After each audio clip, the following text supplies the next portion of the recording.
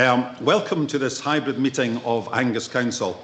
I would remind all attendees that this meeting is being recorded and webcast live on the Council's YouTube channel. I have agreed to the attendance of some members remotely, and I would remind all remote attendees to mute their microphones. At this point, I would refer members to Addendum to Report number 35923, Developer Contributions. As members are aware, this has not been sent to members in line with the required 3 days before the meeting. However, in accordance with provisions of Standing Order 1117, as chair of this meeting, I determine that the matter for consideration is a matter of urgency, as the amendment contains amendment to the report which, due to the time-critical nature, requires to be considered today. I would also advise members that we have 3 requests for deputations: 2 in relation to item 6, the petition and renaming of Cumberland Close, and item 14, developer contributions. We will come back to these in due report. I also think it's time for that we should record the fact that this will be our Chief Executive's last meeting with Angus Council today. Margot has had 40 years public service and over 10 years with Angus Council, and I'm sure every single one in this person in this room would wish her a very good retirement. Thank you.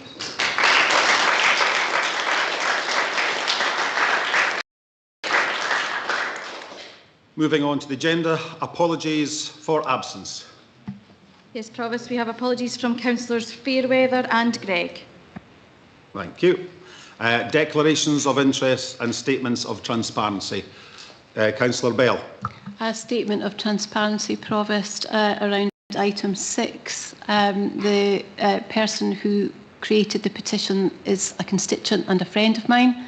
However, I have not signed the petition and will remain in and join the debate. Thank you. Thank you. Any further ones? Sarah? Provost, yes, sorry, if I could just declare an interest also in item 6. I have a family connection to the petitioner and will leave during consideration. Thank you very much for that. So, the request for a deputation. We have 3 deputation requests have been received. The first one is item 6, Mr. Scott McFarlane, the petitioner who wishes to address the Council in relation to his petition submitted. Do we agree? Thank you. Item 6 again is Ms. Annie McLean, a business owner trading from Cumberland Close, who wishes to object to the proposal. Do we agree to hear that deputation? And item 14 is Ms. Hannah Matthew on behalf of Guild Homes, seeking the Council to consider further amendments prior to the new guidance being approved. Do we agree to hear this deputation? Thank you. I propose that the deputations will be immediately prior to the items. Is that also agreed? Thank you. Minutes of Council meetings and committees. We have number 1, minutes A to C are for approval. Are these approved?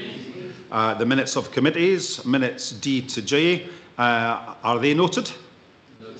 Thank you very much. Moving on to appointments. Children and Learning Committee. Councillor MacDonald has intimated his resignation from Children and Learning Committee. Accordingly, the Council is asked to fill this vacancy. Can I ask for nominations and a seconder, please? Councillor Whiteside. Thank you. I'd like to nominate Councillor Clark. And do you have a seconder? Yes, I do. Councillor Breeze. Right, I think that's taken then. Thank you. Communities Committee, Councillors Clark and Meechan have intimated their resignation from the Communities Committee. Accordingly, the Council is asked to fill these vacancies. Can I have nominations and a seconder? Thank you. Can I nominate Councillor Durno and Councillor Shepherd? And do you have a seconder? Yes. Councillor Breeze. Thank you very much. Policy and Resources Committee, Councillors Durno and Shepherd have intimated their resignation from Policy and Resources Committee, and so accordingly Council needs to fill these again. Do we have nominations and a seconder? Councillor Whiteside. Thank you, Provost. Can I nominate Councillor MacDonald and Councillor Meechan? Great, thank you very much for that. And seconder, Councillor Breeze. Now, number 4 is Citizens Advice Bureau. Councillor Shepherd has intimated his resignation from CAB with effect from 22nd of November 2023. I'm going to ask Mrs. Jackie Buchanan to make comment on this report. Thank you. Excuse me. Thank you, Provost. It was just to explain the basis for it. It's in relation to a change in the governance for the Citizens Advice Bureau.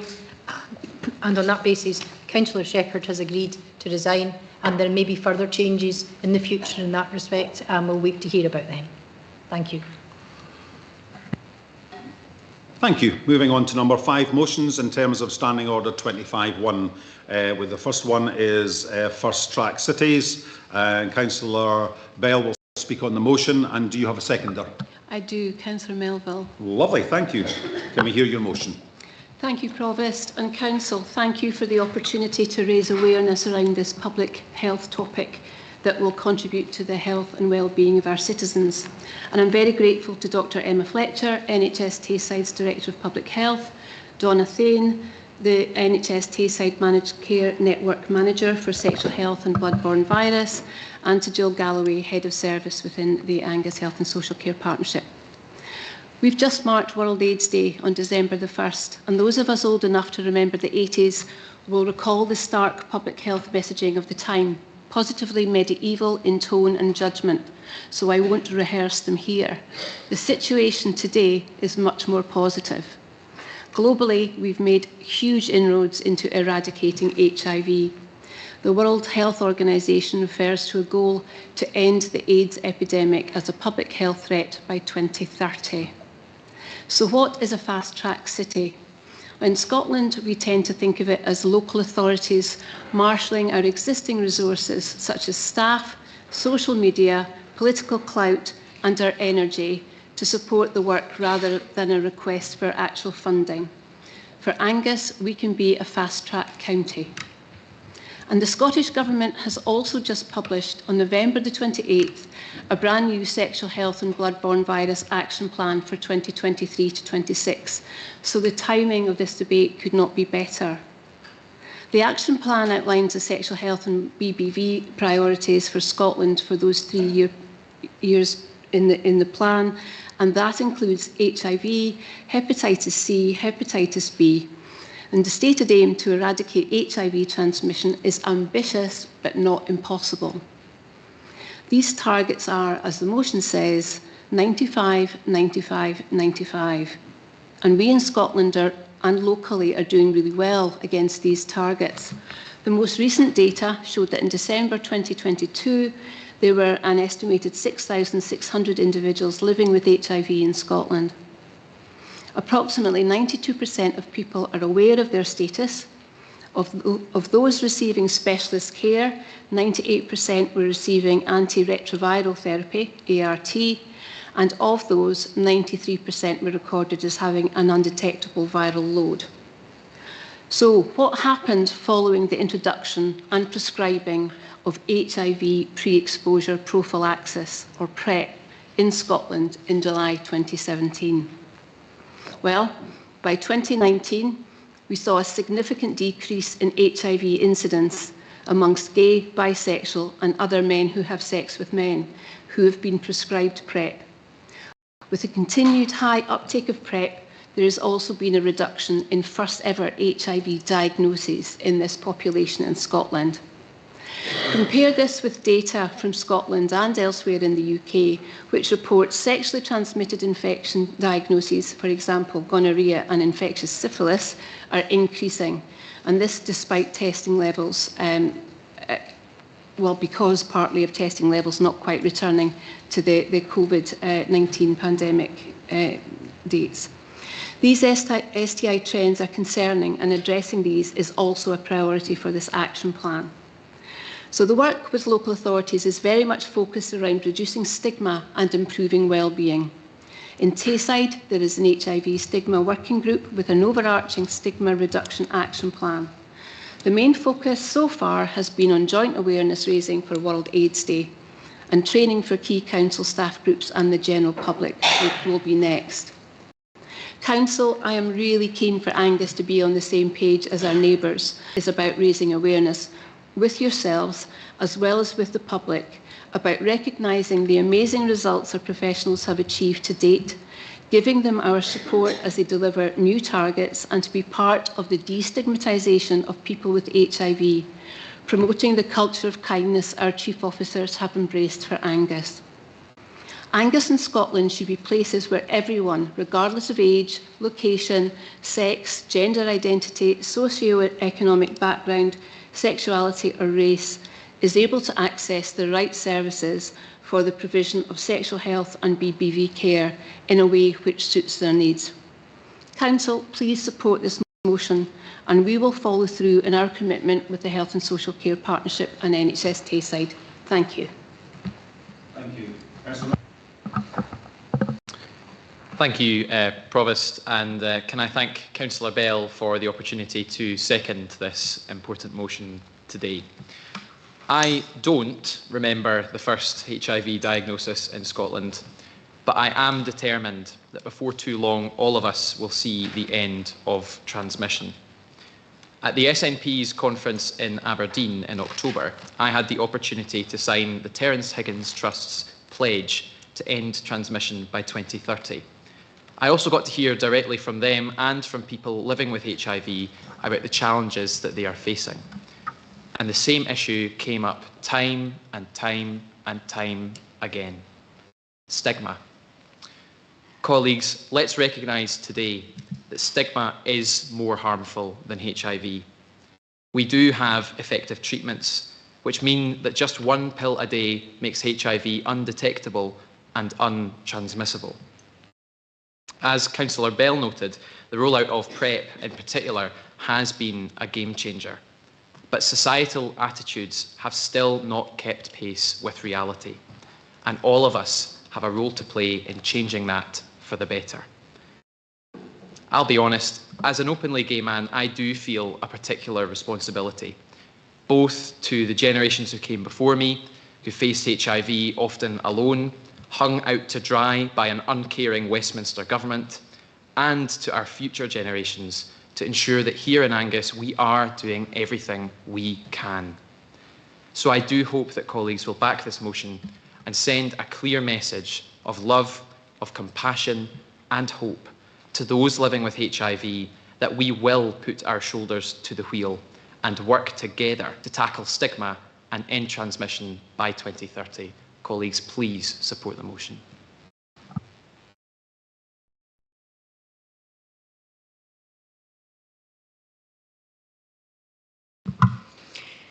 Hi, I'd like to say thank you to Julie and Councillor Melville, Councillor Bell and Councillor Melville, forgotten what your last name was there, for bringing this motion.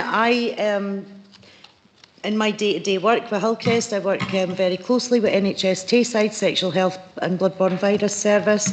So I perform HIV, bloodborne virus and Hep C, Hep B and HIV tests every day. And it is just this simple. I prick your finger with this, I squeeze 5 circles of blood onto this card, I pop it into a microbiology packet and I hand it into the hospital. But yeah, I would agree, stigma is worse than HIV. 1 tablet a day means that people don't show signs of the virus. It's non-detectable in their body. But I would say that there is a distinct lack of sexual health clinics in Angus, and people have to travel to be seen face-to-face. They have to travel to Dundee. So I would like to see sexual health clinics in Angus. We do have initiatives by post where we can send sexual health testing for chlamydia, gonorrhea, syphilis and HIV. We have condoms by post, but actually I think there's nothing better than seeing somebody face to face. And especially for younger people, maybe younger heterosexual people. I certainly know my friend's child tested positive at the age of 21, which was horrific. He wouldn't have ever thought of going and getting a test, but he continued to have infections, was admitted to a hospital, and it came to light. So we need to break down the stigma. We need to make sure that people get tested regularly, and it needs to be something that we speak about, because we'll never change it otherwise. Thank you. Thank you very much for that, Councillor Scott. Any other comments? So we are agreeing with the motion. Thank you very much. Right, petition, renaming of Cumberland Close in Kirriemuir. We are going to hear 2 deputations. I would remind members that in terms of Standing Order 12.4, any member of the Council may put any relevant questions to the deputation but cannot express an opinion until after the deputation has withdrawn. And any questions are to the people who are doing the deputation, not to officers. So I think we can ask Mr. McFarlane to come up. I'll remind you while you are coming up here, Mr. McFarlane, you have 10 minutes and then there will be questions. Good afternoon, Council. Thank you very much for allowing me the pleasure of speaking to you this afternoon on something that's very important to me personally. Cumberland Close, Kirriemuir. The names of the past have began life as Lindsay's Close, followed by Gillespie's Close, followed by Miller's Lane or Miller's Wynd. I'm not quite sure about that one. It was changed in the 20th century, 1909, by John Gordon, born Kirriemuir, 1854. John Gordon went to England and became very successful. Eventually he became the Lord Mayor of the City of Leeds, the Conservative Party Lord Mayor of the City of Leeds. He came back to Kirriemuir, and it was him that named it, along with many other streets in Kirriemuir. He named it after the Duke of Cumberland. I believe we have no doubt as to who the location was named after. It's why would be the question. Why would you name this the street? I think he paid homage to the Duke of Cumberland in naming this street. And it's up to you whether we continue to pay homage to this man to this day, which I think is outrageous, incredible. What I'd like to also come to now is the Gary Inn. The original Gary Inn sat on the site. And this is where I wouldn't say proof, this is all conjecture really, but in the excellent book, The Regality of Kirriemuir, Alan Reid mentions the overnight stay of the Duke of Cumberland in the Gary Inn. This is also in another publication called Thrums and its Glens. It mentions Cumberland's overnight stay in the Gary Inn too. So I think this in some way was reason for John Gordon then to name it Cumberland Close. Now, when you go round to Cumberland Close, Millennium Red sandstone globe of hope is there amongst the decorative flagstones, which is like a walk to look at these. Kirriemuir, you've got J.M. Barrie, you've got Hugh Munro, the man who pointed out all the Munros. You have the Cameron family, who were very musical. You have Bon Scott, Charles Lyell, Charles Melvin and Richard Burton. These 3 men won the Victoria Cross, fighting for good against evil, 1914 to 1918, 1939 to 1945. The Duke of Cumberland's sign faces these flagstones, and it makes me physically sick to think of these men giving their all for their country, winning the Victoria Cross, and this monster's sign is shining down on them. In this day and age, I think it is beyond belief that we continue with this. I had a very lengthy conversation with the Vice Principal of Glasgow University, Murray Pittock, a renowned historian, author of more than a dozen books called Culloden.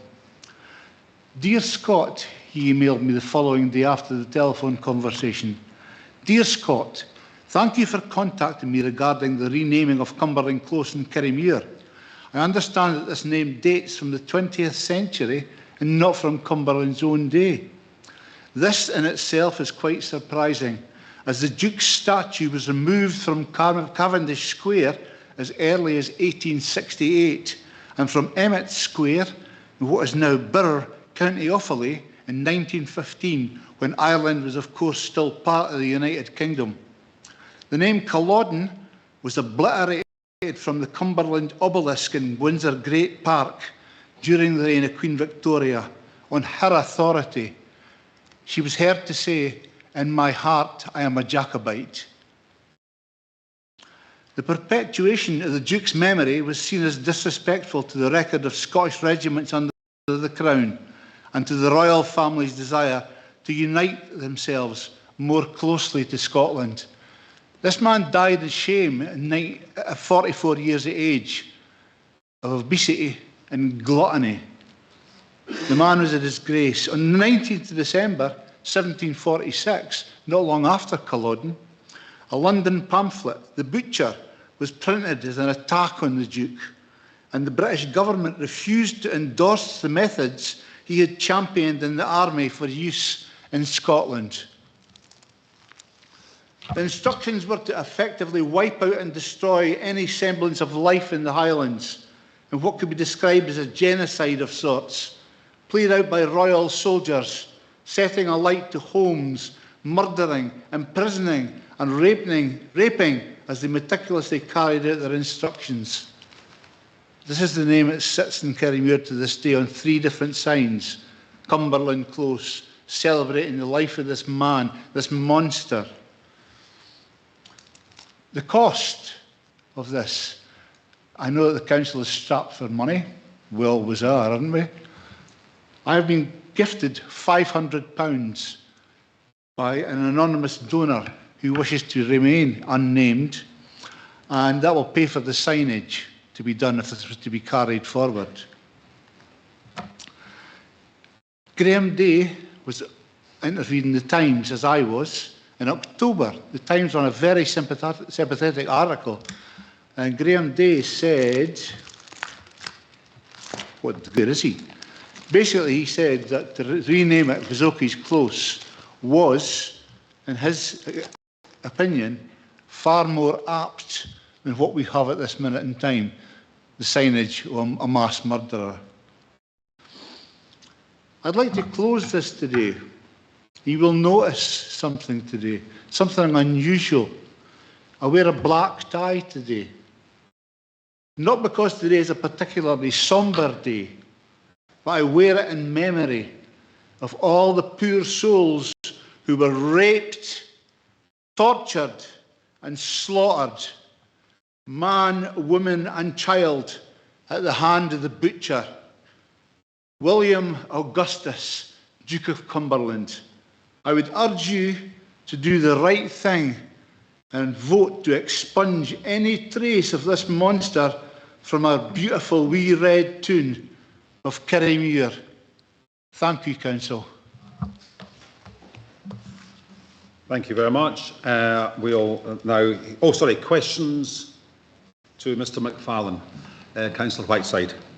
Thank you, Provost, and thank you for your presentation.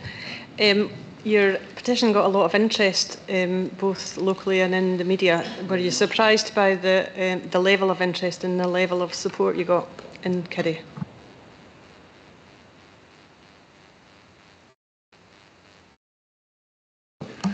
America and Canada, yes. So what's your question? The question was he surprised by the level of interest? Sorry, didn't pick that up. Thank you. I wasn't surprised at all. Okay. None the slightest. In fact, I could have got a lot more signatures by hand, but sometimes they didn't keep well, so getting around is quite difficult. But I think what I did do, nearly 1,000 signatures. And another thing I'd like to add is John Gordon did not put this out to public consultation.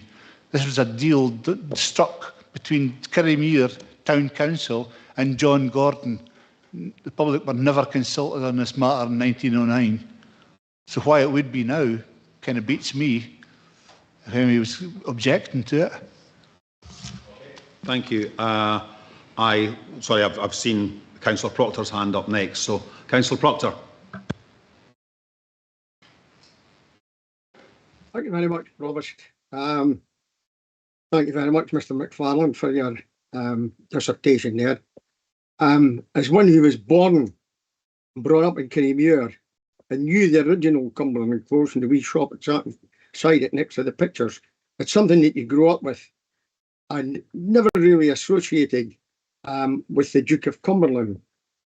And an amateur historian. I'm a fellow of the Society of Antiquities of Scotland. And one of the things that, you know, we're always sort of put upon is never to cherry pick from history. And I think this is in a way what's been done, because are you aware that there was a large number of Lowland and Highland Scots who were part of the Duke of Cumberland's army? And after 1746, it was these Lowland Scots who were part of the campaign that went on after in the Highlands. And I may further add that the sort of distrust between the Lowland Scots and the Highland Scots was very, very prevalent at that time. If you went to Glasgow in the time of the Jacobite Rebellion, you wouldn't have had a welcome from the Jacobites because they knew where the money was. But are you aware, Mr. McFarlane, that there were many of our own fellow countrymen who took part in what was a civil war in Britain, not a Scottish English thing, in Britain? Are you aware that many of these people who perpetrated the crimes that you've mentioned, which can't be proved, by the way, but that were Scots? Not only were they English. Yes, I'd like you to answer that. Thank you, Councillor Proctor. Thank you for your comments.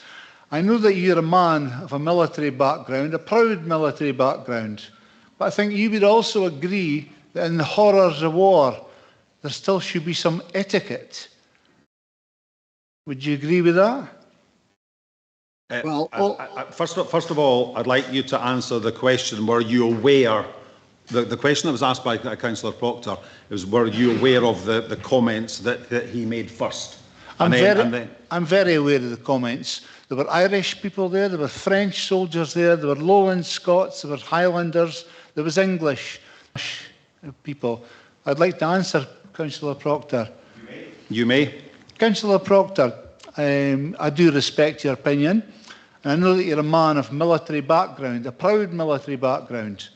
So my question to you is, would you believe, even in the horrors of war... Sorry, I've got to interrupt you there. You're not allowed to ask questions back of the councillors. Okay? Oh, that's a bit unfair. That's unfortunately the standing orders. So, okay, fine on that. We'll move on to another question. We have a question from Councillor Braes. Yes, thank you, Mr. McFarlane, for your delegation and your very eloquent presentation. I do have a question, and you have given us information that you have gathered from very eminent people, very eminent historians. Is it your opinion that there is no doubt about the deeds committed and ordered by the Duke of Cumberland? In other words, there's no doubt among historians about the character of this man. Absolutely no doubt whatsoever. Thank you. Absolutely. A rapist, a torturer. Thank you. Thank you very much. Any further questions from either? No, we'll move on to comments. Councillor Braes. Yes, thank you, Provost. On Monday evening, I attended at Gayfield Park in Arbroath the White Ribbon Vigil. I attended that because I feel very strongly about the need to end violence against women. There were various men there and among a large attendance. Thank you for that. I believe comments should be coming. It was comments towards any further comments of that. So I think we'll move on to. You'll get a chance to do the comments once we move forward. Yes, but it's keep me right.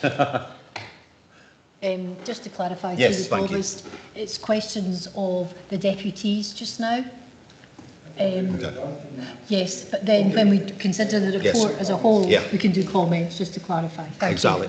And my apologies, I did mention the word comments where I should have actually said, now, we will move to the consideration of the report. Sorry, my apologies, I'm not having a good day. We are our second delegation. Thank you very much for the meantime, sorry.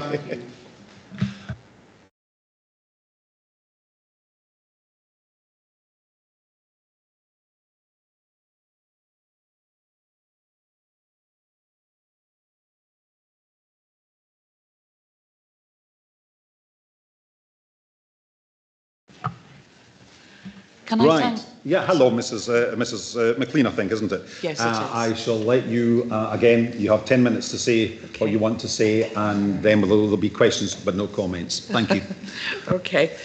First of all, I'd like to thank the Council for allowing me my 10 minutes to voice my objection. I will keep it short. I will say short and sweet. My objection's not actually set in history, it's actually based in the here and now. At some point, we all have to let go of history. History, in my opinion, has always formed the basis of the future. And I do believe we should be looking at history to inform our future.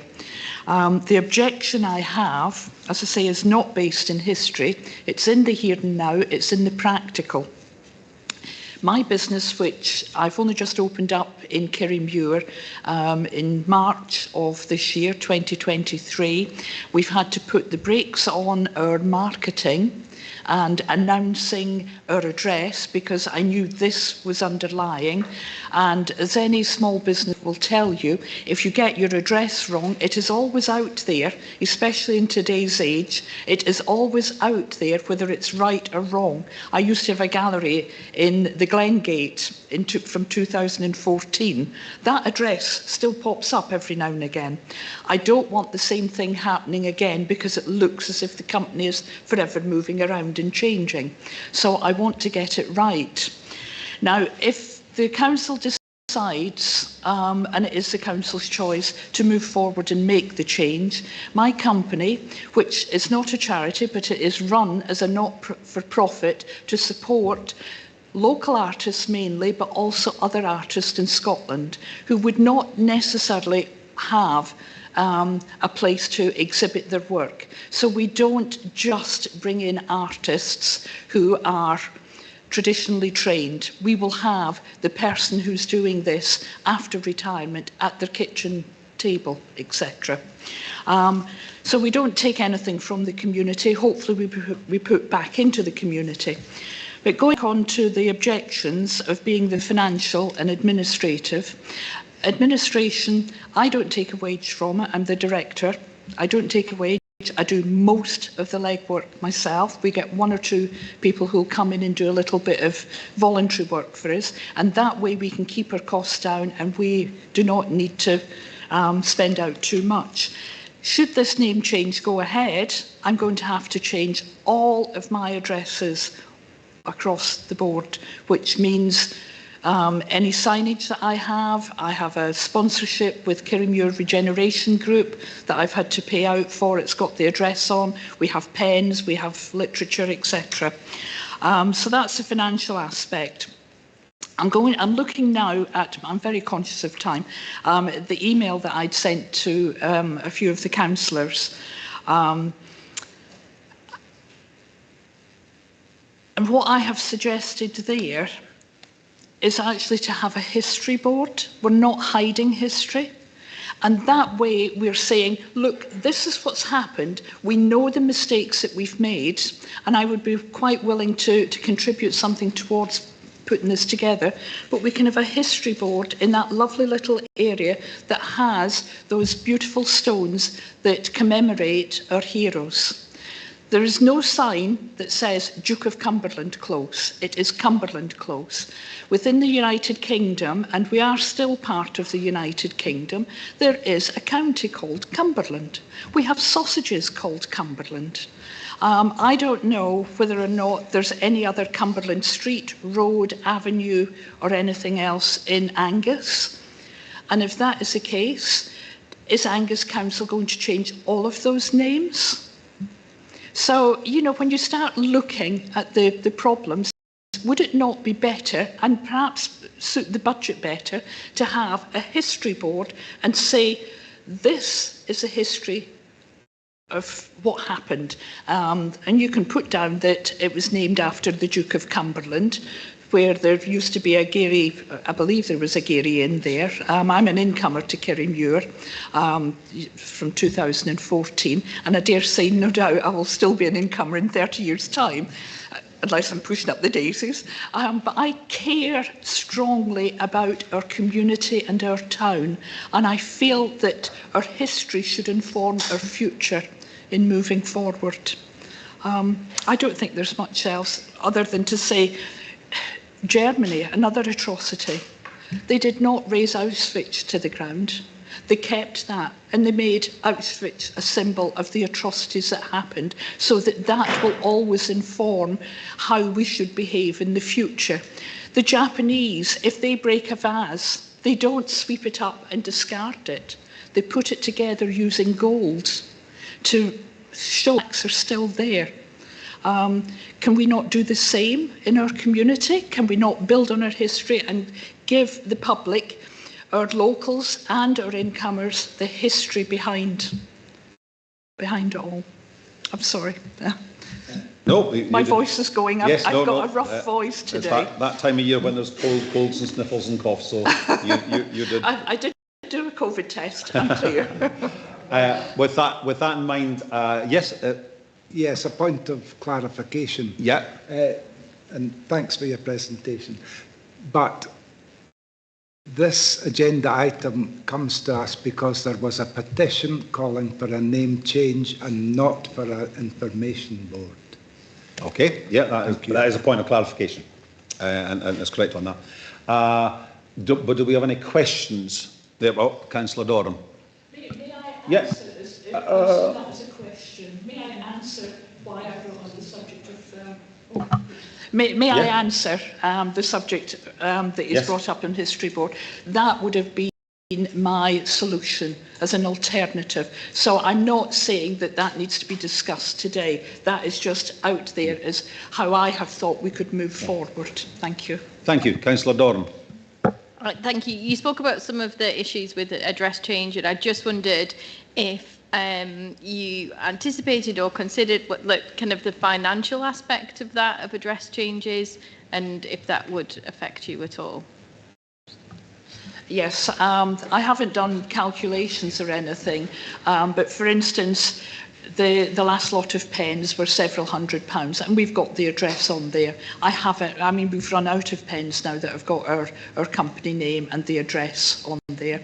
I've paid £100 out to Kirriemuir Generation Group for sponsorship of a planter in the town centre, and that has got a QR code that if anybody is scanning it, it will take them to the website, but it's also got the address so they can find us. Cumberland Close is actually tucked behind the main street, and if we don't have our address out there, we can be quite difficult to find. So it's important that we have the address out there, but it has to be the correct address.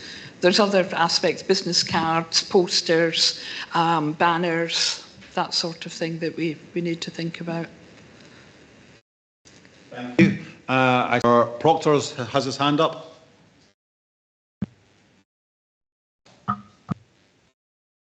Thank you, Provost.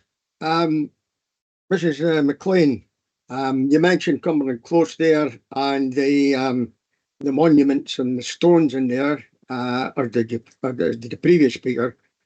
As chair of Kirriemuir Community Council, I was actually instrumental in having these stones put in into the square where your shop is. I think what you said, learn by history, is absolutely right. Absolutely right. We see far too much trouble in the world, and some of it in this country, in the United Kingdom and Northern Ireland, by not learning from history. But the question I have you had any contact with other shopkeepers and such like in Kirriemuir as to their opinion on this proposed change.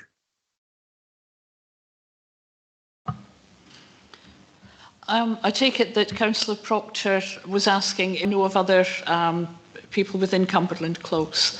I don't always hear very well, by the way. I try to disguise that. It must be age. I have 2 units in Cumberland Close, number 4 and number 5. Number 3 is a nurse who doesn't really advertise as such. So financially, she's not going to be impacted as greatly as I am, although she does have a sign outside her door. Number 2 is also a health professional, and she is a psychotherapist who does not advertise at all. So therefore, you will not find a plaque outside her door stating this is a registered address. That's the other thing that I would need to change is with Company's House. So the number 2 doesn't advertise at all. Number 1 has just recently been filled by another artisan who does digital art and workshops. She's hoping to do workshops. Now, having just moved in, I have spoken with the proprietor there, and having spoken with her, at the moment she's just setting up. So a name change, if it were to happen, from her perspective, would probably be beneficial to happen sooner rather than later. But at the moment, it's not impacting on her. So really, I am the only business in Cumberland Close, which is a very, very small close, that is going to be affected by this change. I don't know what else to say to that. Thank you very much, Mrs. McLean. I've actually gone round the town, and some people who it doesn't impact them, but they just say, let the past remain, leave things alone, and that's from some of the businesses, and I just wonder if others had actually... Councillor Proctor, Councillor Proctor, we're airing into things that we shouldn't be discussing just now. Okay? Thank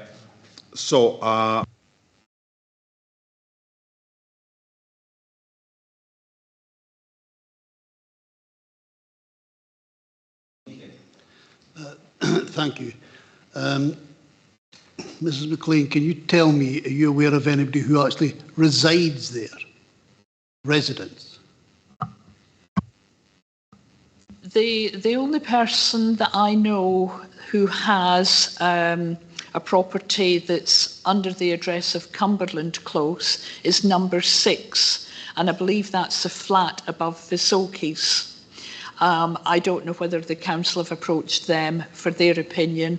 I certainly haven't been going out trying to gee up responses to my objection or anything. I've come here as a business owner just to put my point of view across. I think you would probably have to do your own research on that. Thank you. Councillor Bell, the other Caribbean councillor. Thank you, Mrs. McLean, for your presentation today. I haven't researched this particular aspect, but I wonder if you have asked anyone in the Royal Mail if there's any sort of leeway period at all, if there is any name change following due process. Because obviously your postcode won't change, and local knowledge, that the posties are actually brilliant in terms of continuing to know what's happening in their communities. But I wondered if you'd had any sense from Royal Mail around any official or unofficial leeway periods that would support any potential name change should it go that way. Thank you. I've only spoken very briefly to one local postman that's been delivering, and this was taking in a neighbour's parcels and whatever, and that's the house that faces onto Cumberland Close, but I don't believe it's part of Cumberland Close.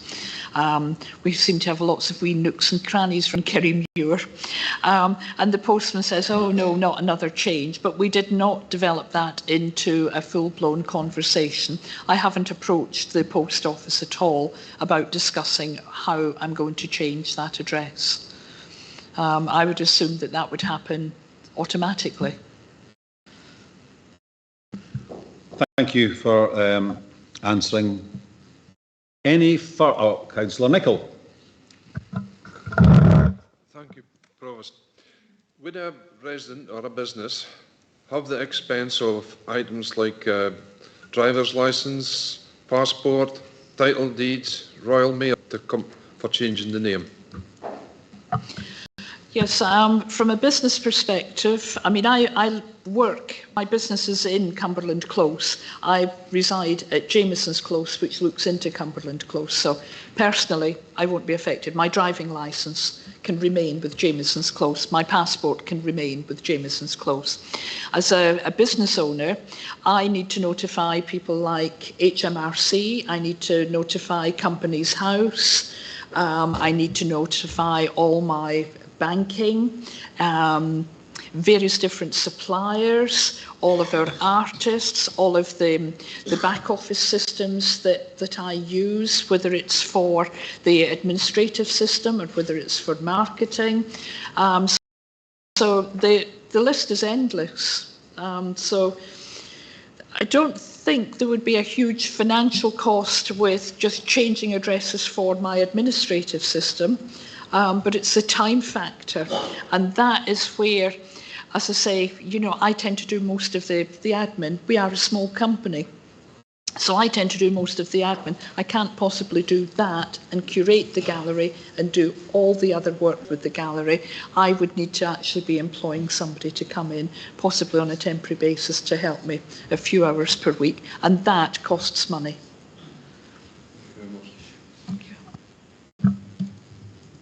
Councillor Speed, have you a question?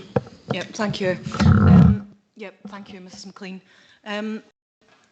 We obviously need to listen and be sympathetic in terms of your business and you know, any impact. However, can you just go back to I think it was one of your original points you made in terms of we shouldn't be kind of trying to wipe out history, that it should be there as a kind of reminder for the future, for a better future. Can you just elaborate on that kind of aspect that you mentioned a little bit more, please? Yes.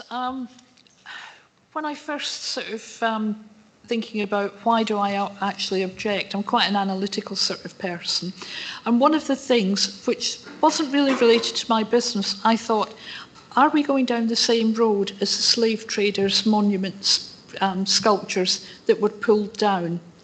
You know, and I'm not saying that what happened during the Jacobite Rebellion was correct or anything. It was of its time, and a lot of people would have faced violence with violence, and it was a different culture. Hopefully we're a bit more civilised now, and hopefully we do not commit so many atrocities. But if we pull everything down that says this was wrong, 200, 300, however many hundred years after the event, are we not doing as the Romans did when they first came over here and wiped out all of our history? I feel that by far, and I think it is a very strong point that Mr McFarlane has raised about don't forget the history. And this is why I suggest, and it is a suggestion, it's not up for debate or anything like that or comments, and this is why I've suggested that perhaps to encompass my feelings on it and anybody else that's of a similar mindset, let history inform the future. Tell people, our local people, tell people who come into our town, and we do have some tourists that come in. We're not big like Pitlochry, but we do have tourists who come in to go up the glens. They want to know about the history. Really, part of my job in the summer months this year has been to talk about our local area and what they can find of interest. So in some ways, I feel as if I am a voice for the local area, albeit I might be an incomer. I've still picked up where's the best places to walk, where J.M. Barry's house is, where you can go and find out more about J.M. Barry. So let us inform the future by looking at the history and put a board up. That's my suggestion. I can't think of anything else. That was just my suggestion. Thank you. Yeah, thanks. Councillor Whiteside. Thanks, Provost. And I'm aware of time's rolling on and we don't want to drag this out too much longer. But just a brief question in response to your presentation, Mrs McLean, and I do appreciate your points and the trouble you might have to go to, although it's a lot easier nowadays with online solutions to a lot of those problems. And in terms of embracing the past and remembering our history, the problem with people like Duke of Cumberland is that it wasn't taught to people in schools. It was brushed under the carpet. It was hidden. People don't know about the history. The man was a beast, basically, and we've heard of some of the atrocities he committed. He also did things like hounding women and children and prisoners of war into areas and firing cannonballs at them. It wasn't just the normal acts. Sorry, we're on questions. Yeah, okay. So I'm just pointing out that these atrocities weren't normal from the time. It was quite horrific. And if the street had been called Hitler Street, do you think people would be content with leaving that name on? His crimes were of a par with that, and I just think the feeling in response to the petition was really, really strong. So I just don't think people would be happy with something like that. So the question is, would people be happy with another being the name of a street? and You know, how would you know? You know, it's yeah. Who out there can actually answer if for everybody else? Yes. So Okay. come on. No, I think the point.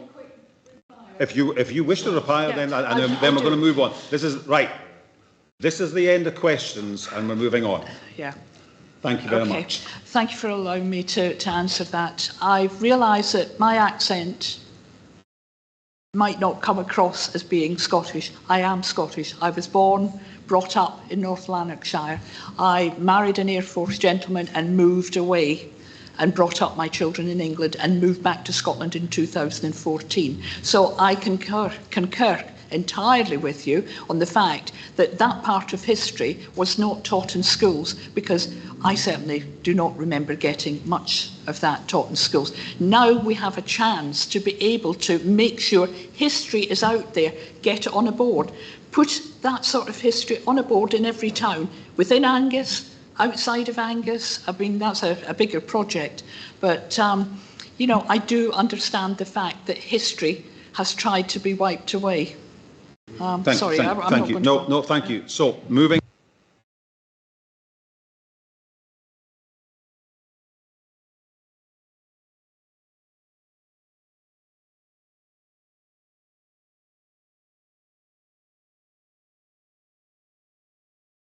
Right, we now move on to the consideration of the report. Councillor Whiteside. Notice of amendment, please. Okay, and do you have a seconder? Councillor Meehan. So with that in mind, we're going to circulate the amendment. We're not going to talk about it just now. And we're going to take, I suggest a 10-minute recess to look at this amendment. I think that's long enough. Thank you. Like 10-minute recess.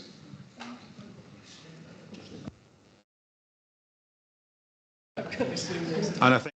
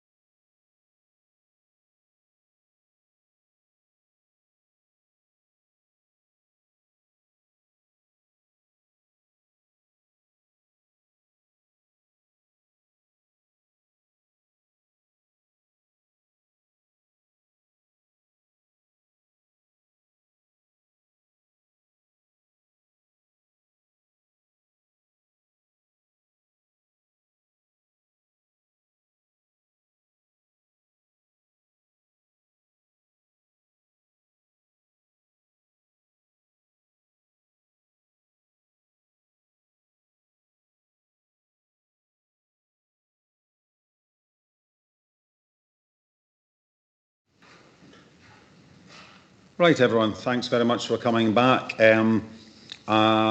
First of all, is there? I think I'll start with. Can I remind members that that members of the public come here in good faith to provide deputations to the council? So can members watch their tone when questioning deputants? Thank you.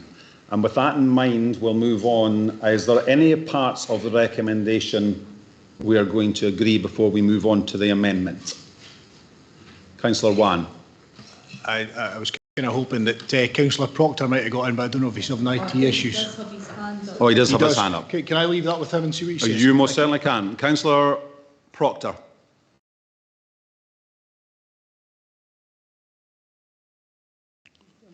He's on mute, I think. That's it.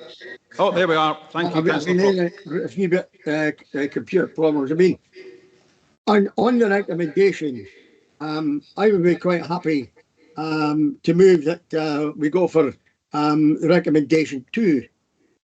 Now, there is, I hear what the leader administration has said, Councillor Whiteside has said, but there is quite a lot of feeling in the town both sides of this, and I feel that if we were to move and do a proper, I think we should do a proper consultation. This is going to cost money, and we're pretty hard up. And who's going to pay for it? And I would delude that probably the people who are suggesting the change should be the ones who should pay, because you will find in Kirriemuir, I mean, out of a total population of 6,000, we are talking about 327 people. That's from Kirriemuir and Angus who have, signed this petition. Now, I never ever was asked to sign the petition or any other petitions, and I think it was a very closely kept thing. But 327 out of a total population of 6,000, I think, is not a great deal of support. And even if you add on the other 629 who come from out with Angus, to me, I think in these financially restricted times, we should accept option 2, and if need be, in due course, when finances are better, we look at the thing again. And whatever the majority of the people say, I'm happy to go that way, but there must be a clear-cut majority. At the moment, to me, as a Kirriemuir elected member and as a Kirriemarian, someone born and brought up in the town and a good friend of the Vizotis, all 3 generations of them, the grandfather, father and Mike, I don't think this is cost-effective. Do you have a seconder, Councillor Proctor? Yes, Councillor Fotheringham. Councillor Fotheringham is going to second. Yes, thank you very much, Provost. I don't really have anything further to add from what Councillor Proctor has said, but I don't think this petition is a representation of the views of the people of Kirriemuir when there's 600... Excuse me, I am speaking. We're not asking that. I'm sorry, Provost, point of order. I'm not putting up with this. No, you're not. I'm sorry. The debate is going on, and unfortunately, no, it's not. It's not unfortunately. It's fortunately. You cannot speak from the side, sir. It's got to be honest. Yeah, but at the end of the day, you had your chance at that time. I really do need for you all, because I make it all the same. All 3 of you, you do not interrupt while councillors are speaking in this thing. Carry on, Councillor Fotheringham. Thank you very much, Provost. When I was so rudely interrupted. Excuse me. Councillor Fotheringham, that doesn't help the situation. I am going to second Councillor Proctor's motion. I worked for the Royal Mail in Kirriemuir for 17 years and I never heard one detrimental comment about Cumberland Close. What I will say is we heard today at our something else, the devastation and the vulnerability in Brechin, and I think we should be concentrating on rebuilding streets rather than renaming them. Thank you, Provost. Thank you very much. But let's just remember, this petition came in front of your committee, Councillor Fotheringham, and you passed it over to us. This could have been dealt with via scrutiny and audit. Thank you. Councillor Whiteside. Thank you, Provost. And we've been speaking about this for quite a while, so I'll keep it as short as possible. The reason for the amendment was to put the decision back into the hands of the people of Kirriemuir, and I totally appreciate that everybody isn't of the same view. But there was a big response to the petition, and I think it's their right to investigate. So I think they need to get the chance to either vote for no action or vote for a change in name. And if the majority want a change of name, I think it's for the people of Kerry to decide, not for us.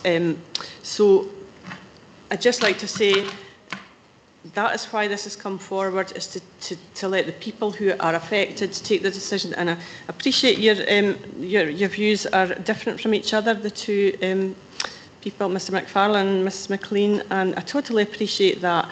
And a consultation will give us the feedback on whether your views are supported in the community or not. And I think that's the least we should do. Sometimes taking action isn't easy, but we sometimes have to do the right thing. Thank you. And can we hear from your seconder, please? Yes, I mean, I second this amendment. I think what it does is provides the final solution with the people of Kirriemuir, whether it should be renamed, and if that is what the people of Kirriemuir want, then to look at the possible names for the change. It also takes into account the effect that it might have on local residents and businesses. So I second it. Thank you very much. Let's move on to questions. All right, here's a comment. Here's a comment. So that question. Yeah, you're the only one. Thanks. Just a question around the cost, because I don't want this to kind of spiral out of control relating to the amendment. I agree in principle that I think this should be made a decision for the people of Kirriemuir to decide, but there's still a few unanswered questions. So what we are agreeing to, and I just wanted to confirmation here, we're agreeing to support the consultation, and if there is any additional kind of like larger costs that might be coming from this, will that be brought back for discussion?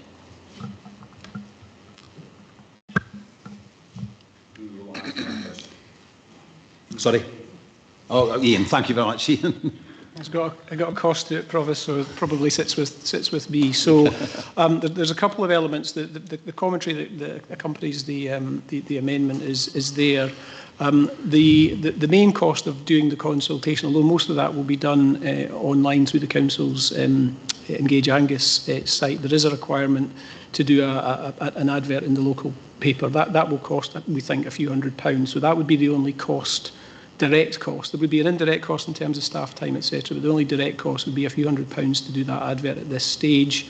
If at the next stage, after the result of the consultation, there's then a decision to make a change, as it says in the report, there would be a cost of signage and a few other bits and pieces in terms of marketing changes and the like. But we can spell those out in the report to come if that is what Council decides that is to happen. Okay, any further questions? I've got a question for you, Ian. Will this come back to scrutiny and audit because it was a petition in the first place, or will it come back to full council? Perhaps more one for Mrs Buchanan. I would have thought it would come to Communities Committee or something like that, Provost. In terms of the amendment, it details that it would come back to council. Oh. Okay. Comments? No more further questions. Comments? Councillor Braes. Yes, a very brief comment, because I don't think much more needs to be said in this. But as I started earlier in this meeting, I did attend the White Ribbon Campaign vigil at Arbroath on Monday evening, a very moving experience. And I was there to show support and solidarity for the campaign to end violence against women. Now, Butcher Cumberland perpetrated war crimes on the people of the Highlands, and it was indiscriminate whose side they were on. And a whole big part of that was directed against women, and it was a campaign of rape. And that campaign, that brutal campaign, was considered to be, in modern parlance, a war crime at that time. And of course it is blatantly a war crime now. So I have no doubt that I would like to see that name expunged. But at the end of the day, what is more important is that the roughly 10% or so of people who decided that they wanted this name change signed the petition, brought it to scrutiny and audit. It was sent up to us. And I think that the most important thing is that the people of Kirriemuir get to decide what that name, what that street should be called. Thank you. Thank you. Councillor Wan. Yeah, I'll keep mine very brief, but we do know that the SNP are not very good at math, so I don't know whether it's 10% of the people of Kirriemuir, because I heard earlier it was 6,000. Might we want to get that clarified? There's 300 people from Angus, doesn't say specifically Kirriemuir. The other 600 are out with Angus. Where's 10% coming from? Kind of a question, but it's really a comment at the end of the day, because I'm not looking for any answer. I'm just trying to highlight the fact that somebody can't count. And the reason it was actually moved from scrutiny and audit was because there was no Kirrie members at that scrutiny audit that day. So, Provost, that's why my colleague moved it to full council, to make it the people, or at least elected members. So it was just to clarify your whippy comment, I think. You know, it was, the comment was, would it be going back? Because there might be a Kirrie, councillor at the next scrutiny audit. But anyway, it's down in the paperwork, and Mrs Buchanan kept me right. Councillor Proctor. Thank you, Provost. The reason I wasn't at scrutiny audit, I think I was off the road at this time with shingles. However, I thought of exactly what Whiteside of proposing that when I looked at this, that something that's fair and just to everybody in Kirriemuir. I then thought to myself, well, why should we burden the council with unnecessary expense, and hence the route that I took, and said that proper survey be carried out and the cost to be borne by the people who put this forward. And I think, just to go back to Councillor Brace, I think Mrs McLean said absolutely brilliantly, we should not compare 18th century living and ways of doing things with 21st century sentimentality. I know these things went on. They went on both sides of the fence, and nobody can ever defend it. But we should never ever compare the past with the present. We should learn from the past to better the present. Thank you, Provost. Councillor MacDonald. Thank you, Provost. I'm not really sure why it's kind of come a us and them thing. I'm not as emotionally charged as maybe my colleagues on this, and I've got a lot of sympathies with both our speakers. But I do think the Information Board's a great idea, and I do think that putting it to consultation is also a great idea, because when you look at the actual numbers that replied in terms of the petition, that's higher than a lot of our consultation responses get in the council. So when we're sitting there dismissing the figure that was achieved to get that petition raised with us, when we consider the number of people that responded to that petition, it is higher than a lot of things that we make decisions on based on people's numbers. So I think that's just something to bear in mind. Like I say, in terms of both presentations made today by people, I thought they were excellent. I am very much down the middle on this, and that's why I'll be backing the amendment, because I think that people should be able to decide in Kirriemuir. Yeah. Councillor Bell. Thank you, Provost. Yeah, likewise, thanks to both the contributors today. I just wanted really to pick up on Councillor Proctor's point. This council in 2018 passed a motion around challenging and tackling gender-based violence. As Councillor Brace has mentioned, it's very vivid this week particularly. Rape as a weapon of war was not confined to the 18th century. It's happened throughout the years, throughout the ages. It happened in Germany and France in the World Wars. It happened in the former Yugoslavia. It happened in Rwanda. It's happening today in Ukraine and in the Middle East.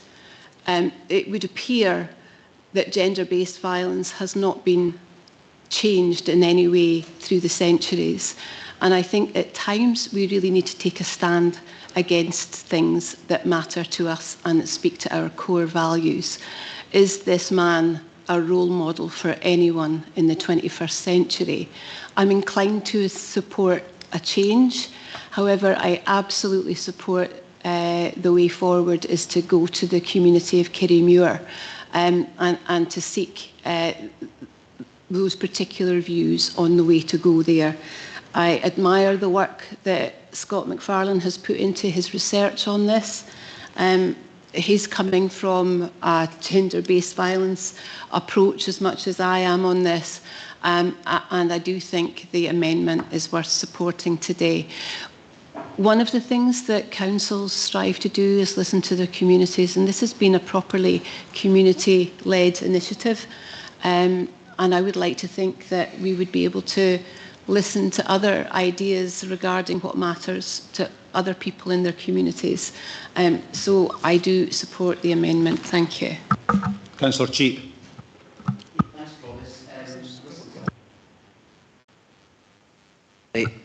Yes, sorry, thanks, Prof. I listened to all the debate so far, and it seems to me that a couple of things that, if this was to move forward, what's the next one going to come along? Who's going to come along next and say the next street should be changed its name for some other reason? It could be for anything, and there'll be further costs on council for that to happen. Do we set a precedent by agreeing to this? The second thing I had, and I thought Ms McLean was very good on all of this, to be frank, on her balanced view on it, in that she mentioned about erasing history. My point would be the whole idea of a signboard, notice board, is a great idea. It actually would keep the name and say what was done on that signboard, and at the same time, as Councillor Proctor said, and bring in the other the VC members in on that infrastructure. You have a point of interest people to go to and learn from. Erasing the name erases the history. What is the point of that? So I'm not even sure, to be fair, on the amendment person looking at it now, that number 4 is right. That it says, actually says there was agrees in principle to consider a change of name. I'm not sure whether that's right either, in my view. So I'll probably, in this case, either be doing no vote or voting for a motion. Councillor Scott. Councillor Cheap's just really stole my thunder. Thank you, Councillor Cheap. What concerns me is that we'll have a snowball effect if we go for this. We're not sitting far from Osnaburg Street. I think we all know that Osnaburg was the heavy cotton weave that was used to make the clothing for the slave trade.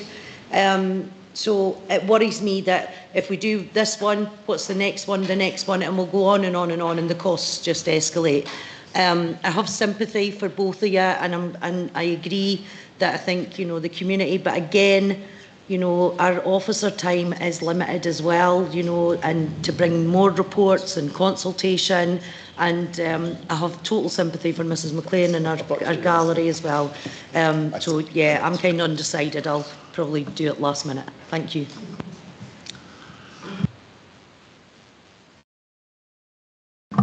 Thanks, Provost. Quite a lot of debate today, it's taken time. But today, I've seen quite a lot of democracy happen in the chamber. We've got different views all across the chamber today. Some tempers have got risen, but what's important is the people from the community of Kirriemuir brought this to us. It's getting the debate, and hopefully we'll reach a place where they get what they want. But the main thing is that I'd like to thank the public, the 2 members of the public that spoke today. Both had excellent arguments, and I just think it's a reminder that things take time, but this is democracy in action, and we're taking the time we need to get to the right place on this. Thank you. Thank you, Councillor Shepherd. Councillor Speed. Yep, thank you. Yeah, I too was at the White Ribbon event on Monday evening, as was my colleague, Councillor Durno as well, was there standing in support, and it was a very gripping and very moving evening. However, I'm not sure that because you're wholeheartedly supporting that cause that we necessarily need to be erasing our history, as Mrs McLean mentioned, as Councillor Cheap very well put. I don't think I don't think necessarily a name change is going to change the history that we perhaps should look at, and it should serve as a reminder of where we want, what we don't want to stand for within our society, but should also give us that hope for a better future where we continue to make changes. I think it ultimately is a matter for the people of Kirriemuir to decide. I do have shared the concerns, as do some other colleagues, around the cost and just the precedent that might set for the future if what is just going to be kind of a snowball effect. So yeah, it's a very difficult decision. I appreciate the voices and views of both speakers today, but yeah, it does worry me as to where this will then lead to. Thank you. Thank you. And I'm going to echo some of the points that have been made. I think this is about democracy. I think petitions are useful tools to bring things to council, and that is good, but petitions show one side of a story, so I think it's right that this should go back and that residents of Kirriemuir should discuss.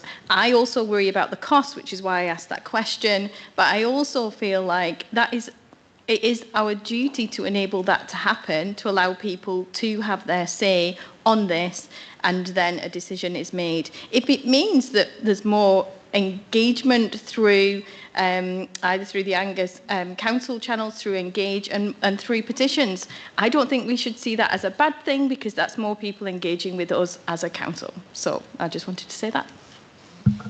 Thank you very much, Councillor Doran. Councillor Duff. Yeah, thank you, Provost. Under Standing Order 18, can I now ask us that we make a decision on this and call a vote? Thank you. I have no idea if I've got a seconder, but I'm asking for that. Is there an amendment to that? Are we happy to go to the vote? Yes, yes.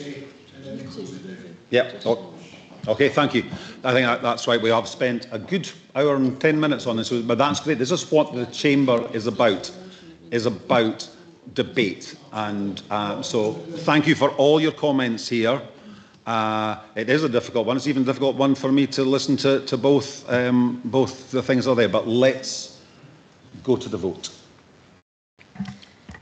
Provost, the Council are considering report number 35123, petition renaming of Cumberland Close, Kirriemuir. The motion is moved by Councillor Proctor, seconded by Councillor Fotheringham, that the Council notes receipt of the petition and takes no further action. The amendment moved by Councillor Whiteside, seconded by Councillor Meehan, was as circulated to all members. If members could vote for the motion or amendment. Provost? Amendment. Deputy Provost? Amendment. Councillor Beattie? Amendment. Councillor Bell? Amendment. Councillor Brace? Amendment. Councillor Cheap? No vote. Councillor Cowdy? Councillor Devine? Amendment. Councillor Doran? Amendment. Councillor Duff? Amendment. Councillor Durno? Amendment. Councillor Fotheringham? Motion. Councillor Gall? Motion. Councillor MacDonald? Amendment. Councillor McLaren? Motion. Councillor Meehan? Councillor Hall?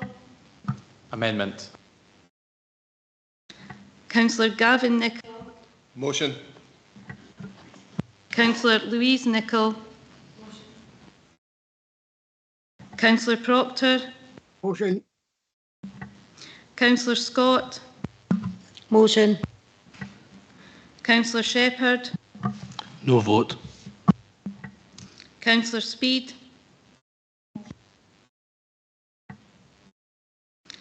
Councillor Stewart? Motion. Councillor Wan and Councillor Whiteside.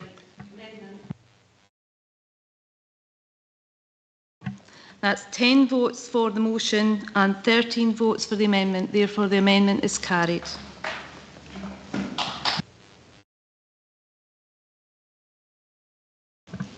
Right. I think we're now on to, correct me if I'm wrong, number 7. Treasury Management 2023-24 mid-year review. And Ian Lorimer may wish to introduce this report. Oh yes, you can stay on if you want to listen to it, but you're also, you can also leave if you want. Yes, yeah, and we're going to get colleagues back and things. So give us 30 seconds. We'll get everyone, and over to you, Mr. Lorimer.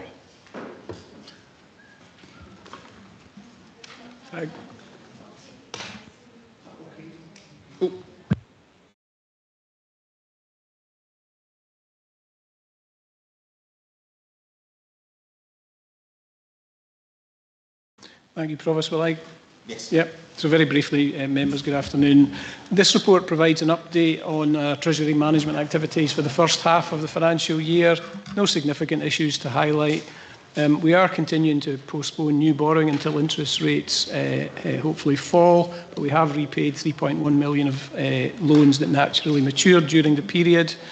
We also, as it's outlined in the report, took the opportunity to repay one of our LOBO loans without penalty, and that was in line with our long-term borrowing strategy, and we continue to outperform the benchmark returns on our temporary investments. It's here because it's required to bring it to the Council as part of the Treasury Management Code. Here for questions and scrutiny if there are any, and happy to answer any questions. Provost, thank you. Do we have any questions of Mr. Lorimer? Do we have any comments of Mr. Lorimer? Councillor Whiteside had hand up first.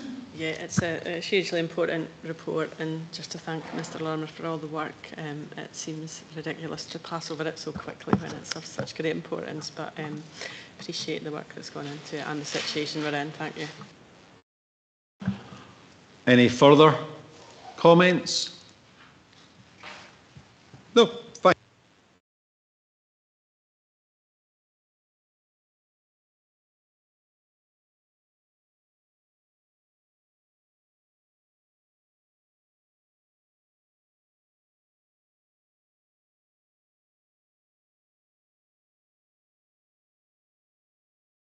Provost, you're not coming through on the live stream.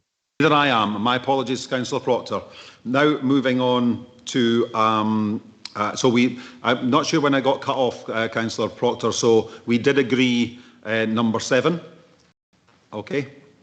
And we're now moving on to the medium-term budget strategy 2024-25 to 2026-27. And again, Ian Lorimer may wish to introduce this report. Thank you. Thank you again, Provost. A little bit more to say on this one. This report presents the latest update to our rolling 3-year budget strategy. It's something that we update annually, and we use that to inform our financial planning and our budget setting process. The figures in the report are based on a large number of assumptions about what we think will or could happen to the Council's costs and incomes over the next 3-year period. I think it's fair to say the report does not make for happy reading, with our central, what we call our base assumption, indicating a gap between our projected costs and our projected income of nearly £50 million over the next 3 years. We do some sensitivity testing around that because it's not an exact science. We are making assumptions. So that sensitivity testing suggests the gap could be as low as 37 million or as high as 58 million based on those different assumptions. Paragraph 5.6 of the report summarises the main causes of the projected funding gap. In summary, it's because our costs are rising because of inflation. Our costs are also rising in some services because of increased demand. And the other element to it is an expectation that government grant will not keep pace with inflation over 3 years. Now, all of that's a little bit speculative because I don't know what's going to happen with inflation or government grant, but we do need to make some assumptions and plan accordingly. The base assumption of a £50 million gap over the next 3 years I would have to say is not based on an outrageously pessimistic view of what might happen. As is outlined in the report, we're assuming pay increases of only 3% for next financial year and 2% for the 2 following years. Most of the other costs, we're assuming levels of inflation of somewhere between 2 and 4% over the 3-year period. Inflation, as we know, is falling, but it remains above the levels that we have assumed will apply into that next 3-year period. The most significant assumption that we make in the report is what will happen in terms of Scottish Government grant funding. And as members be aware, 81% of the net budget is funded from government grants. So what happens in relation to that funding really is very crucial to our budget position. In our base assumption, we've assumed that there will be no increase in grant funding over the 3-year period, and actually a reduction in financial year 24-25 due to population changes that will affect the grant distribution. Now, those grant assumptions are an area where I'm hoping very much that I'm taking an overly pessimistic view. I'm, in a sense, hoping to be proved wrong on that assumption. But I am mindful of the challenges we know that the government faces in balancing their budget. And I've also been mindful of the priority that tends to be given to other areas of public service, such as the NHS, when it comes to the kind of resource allocation. So, a bit again speculative in terms of what will happen with government grant, but we're looking ahead and thinking about what's happened historically. That's what we've assumed. Now, just to give you a sense of how important the government grant assumption is to the projections in this report, if the grant was to increase by, say, 3% per annum for the next 3 years, that would reduce the funding gap by nearly half, from 50 million to around 26 million. So it's really quite a crucial part of the assumptions, and we'll need to see how that pans out. If the projections prove to be accurate, then part of the 50 million gap that's being projected could be closed by council tax increases and by using reserves if we have them. Closing that gap with council tax increases alone would require an increase of over £1,000 on council tax at Band D, somewhere in the region of 80%. Clearly, that's not a realistic proposition, but it does give a sense of how big the scale of the problem is. I'll finish by highlighting Section 6 of the report, which covers the implications of the projected funding gaps on the Council's financial sustainability. Now, you'll see that I'm saying that if, and it is an if the projections prove to be what happens in practice, then what I'm saying is I cannot, as your statutory finance officer, currently see how it will be possible to make the further savings on the scale required whilst continuing to fulfil all the Council's many statutory duties by the end of that 3-year period. In other words, the scale of the savings we have already made, which by the end of this financial year will be around £91 million, and the scale of the further savings we would have to make in the 3-year period based on these projections, the scale of that is too large a problem for us to deal with whilst maintaining all of the services that we're required by law to provide. So that's a pretty stark message, councillors. Paragraph 6.3 of the report sets out some of the maths on this. It really ought not to be a surprise to anyone that I'm saying if I don't think we can make the savings level that is projected, which would be 126 million or 38% over a 14-year period, and keep everything, all our statutory services running. So it is a pretty serious situation. There are 3 important points to emphasise here, though. Firstly, the projections are just that. They're not facts, they are estimates, and the position and the circumstances we have now could change for the better. So that's the first thing. Secondly, although I'm given a pretty stark warning about our position over the next 3 years, we're not under any immediate threat of being unable to balance our budget for next financial year. That will be a very difficult exercise, no question, but I think we'll still be able to achieve a balanced position for next year. And there's a lot of work and decisions and all that still to happen in relation to that.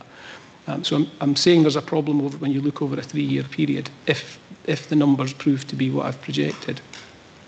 And the third thing to point out is there are opportunities for change here to deal with the problem that is being projected.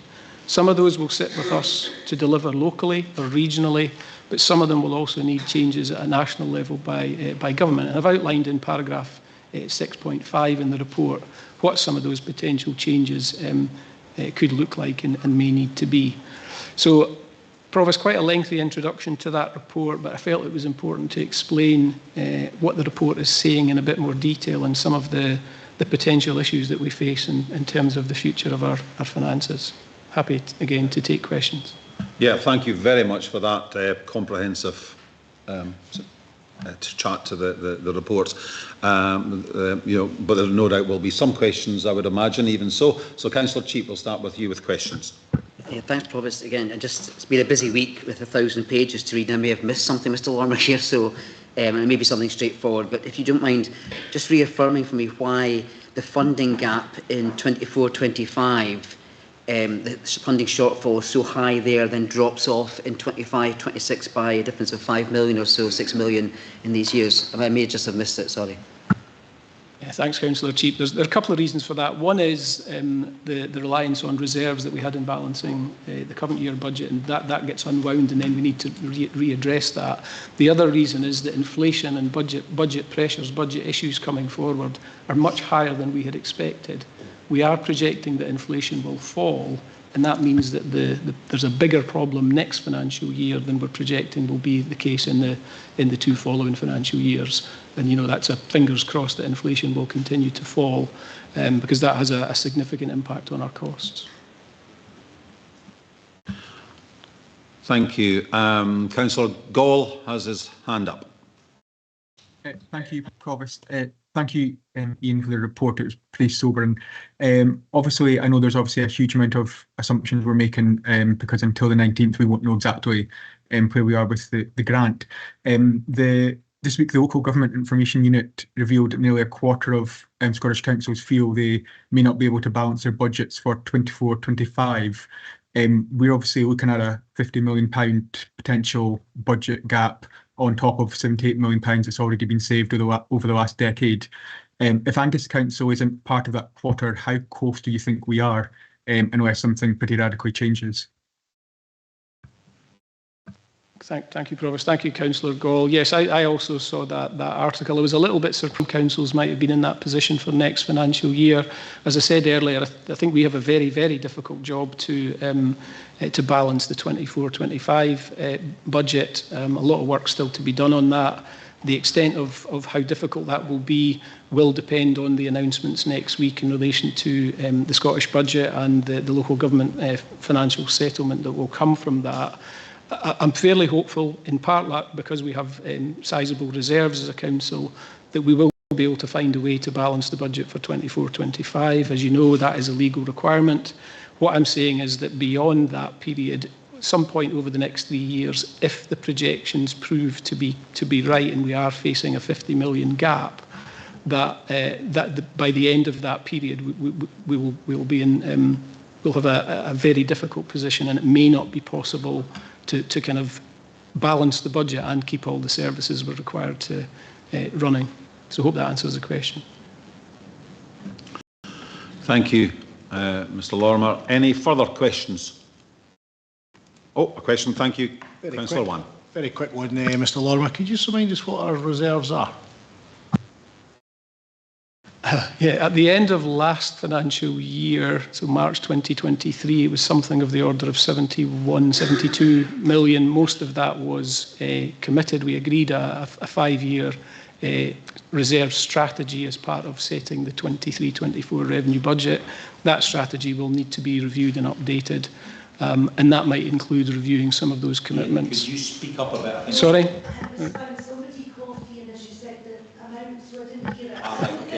Okay, in terms of the general fund position, it was 71 point something million, of which I think 68 point something million was. It's actually, I think it's in the next report. So we had about 2.5 million of uncommitted reserves at the end of last financial year. Some of those commitments were agreed partly to help us balance future budgets and a number of other things. We will need to review that strategy in light of the new funding gaps we face for 24-25. Any further questions? We'll move on to comments. No, Councillor One and then Councillor Speed.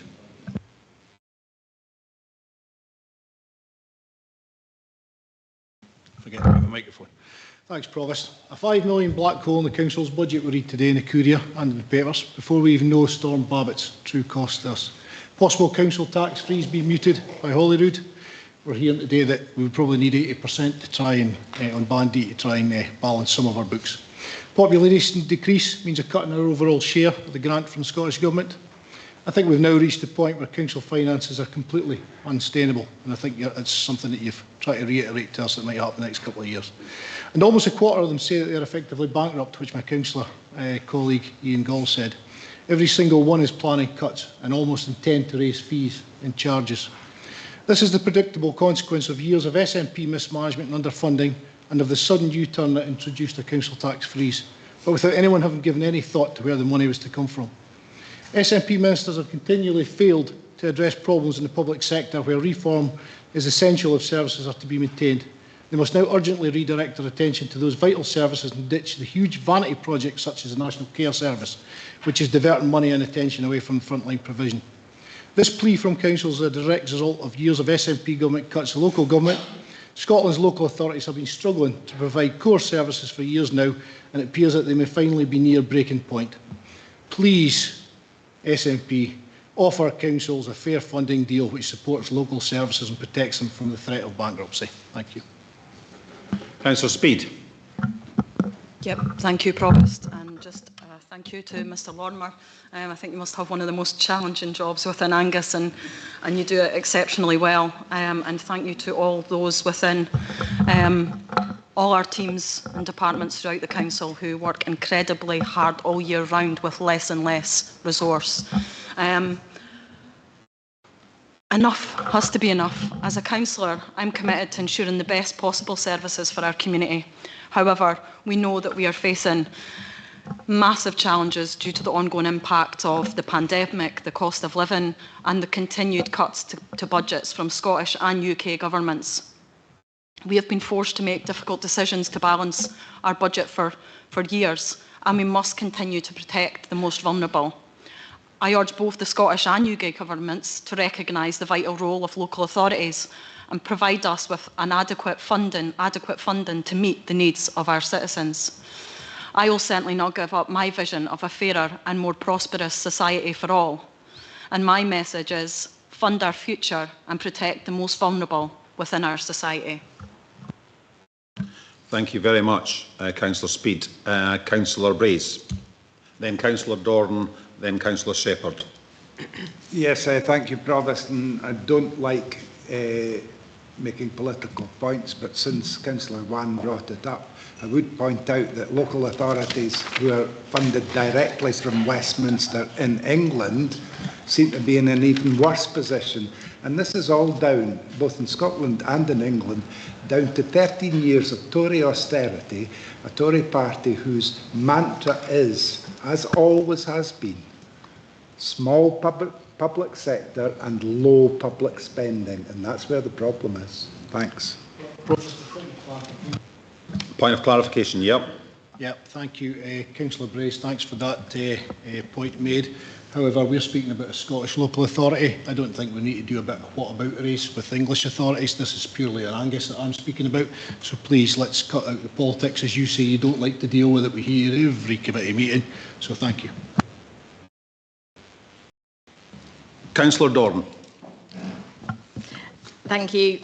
So the plan clearly sets out the challenge that we're facing, and I think one of the stark things is the line that says 81% of the net cost of providing council services, so £4 out of every £5 spent, does come from the Scottish Government. So we're really relying on that grant that's going to be set based because the council tax is now fixed for this year. So we need a good settlement in order to move forward. But my worry is this plan, which has lots of mitigations in it, but also considers all of the different scenarios, relies each year on a settlement from government that we do not know what that is likely to be. So how can councils effectively plan for climate change to mitigate against the weather events that we've been experienced in this economic funding model that we have today? And continued cuts lead only to a skeleton delivery and a limit to how councils can effectively respond to local needs. So this needs to change in order for councils to effectively respond to people. It's come up in debate already today, the limits of cost.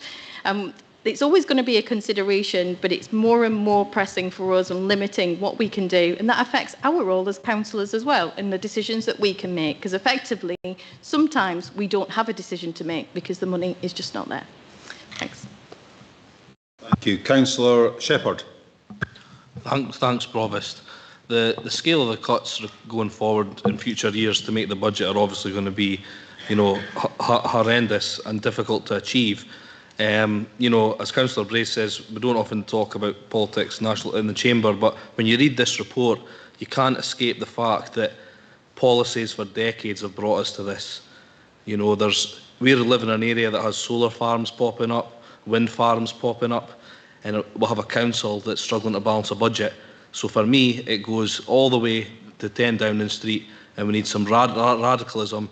And there is a reason I'm in the Scottish National Party, because I believe in radicalism that can solve the problems of these cuts, and that lies with Scottish independence. Thank you. Thank you very much, Councillor Shepherd. Councillor Duff. And then Councillor Cheap. Yeah, thanks very much, Provost. And I'm conscious that the SNP can't do maths, but I think Councillor Wan's statement earlier shows a fundamental lack of understanding of local government finances. There was an interesting exchange this week in the Scottish Parliament when the Finance Committee had a discussion with officers from the Office of Budget Responsibility, who are the independent people who look at the UK finances. And in the autumn statement, the Chancellor had a £27 million windfall, essentially headroom. And the UK government took the decision to spend that money on a national insurance cut and also some tinkering with corporation tax rates.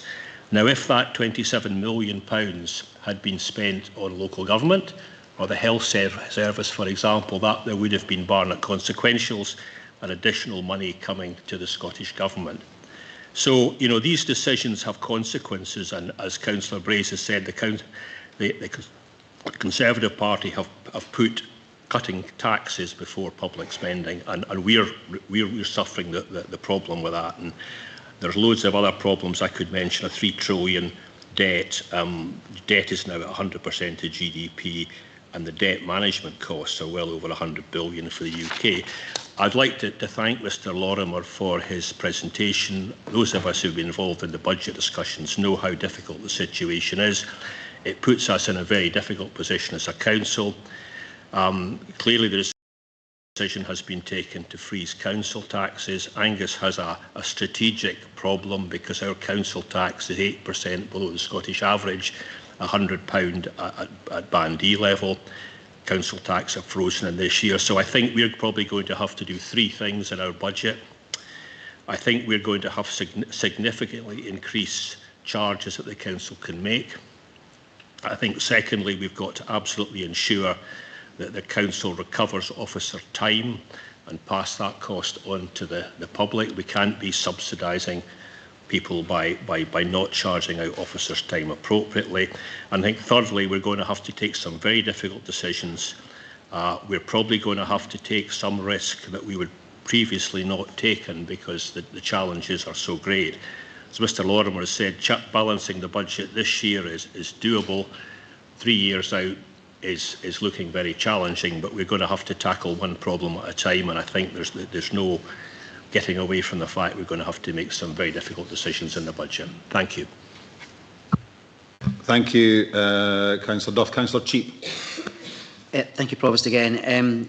The papers are thorough, and but we have been focusing on the revenue side of things. And I think, bearing in mind what's coming up in the next item on the agenda, I think that consideration of the 23 to 28 capital plan, I think, in my view, is going to likely require to have to be reviewed and prioritising certain projects reconsidered.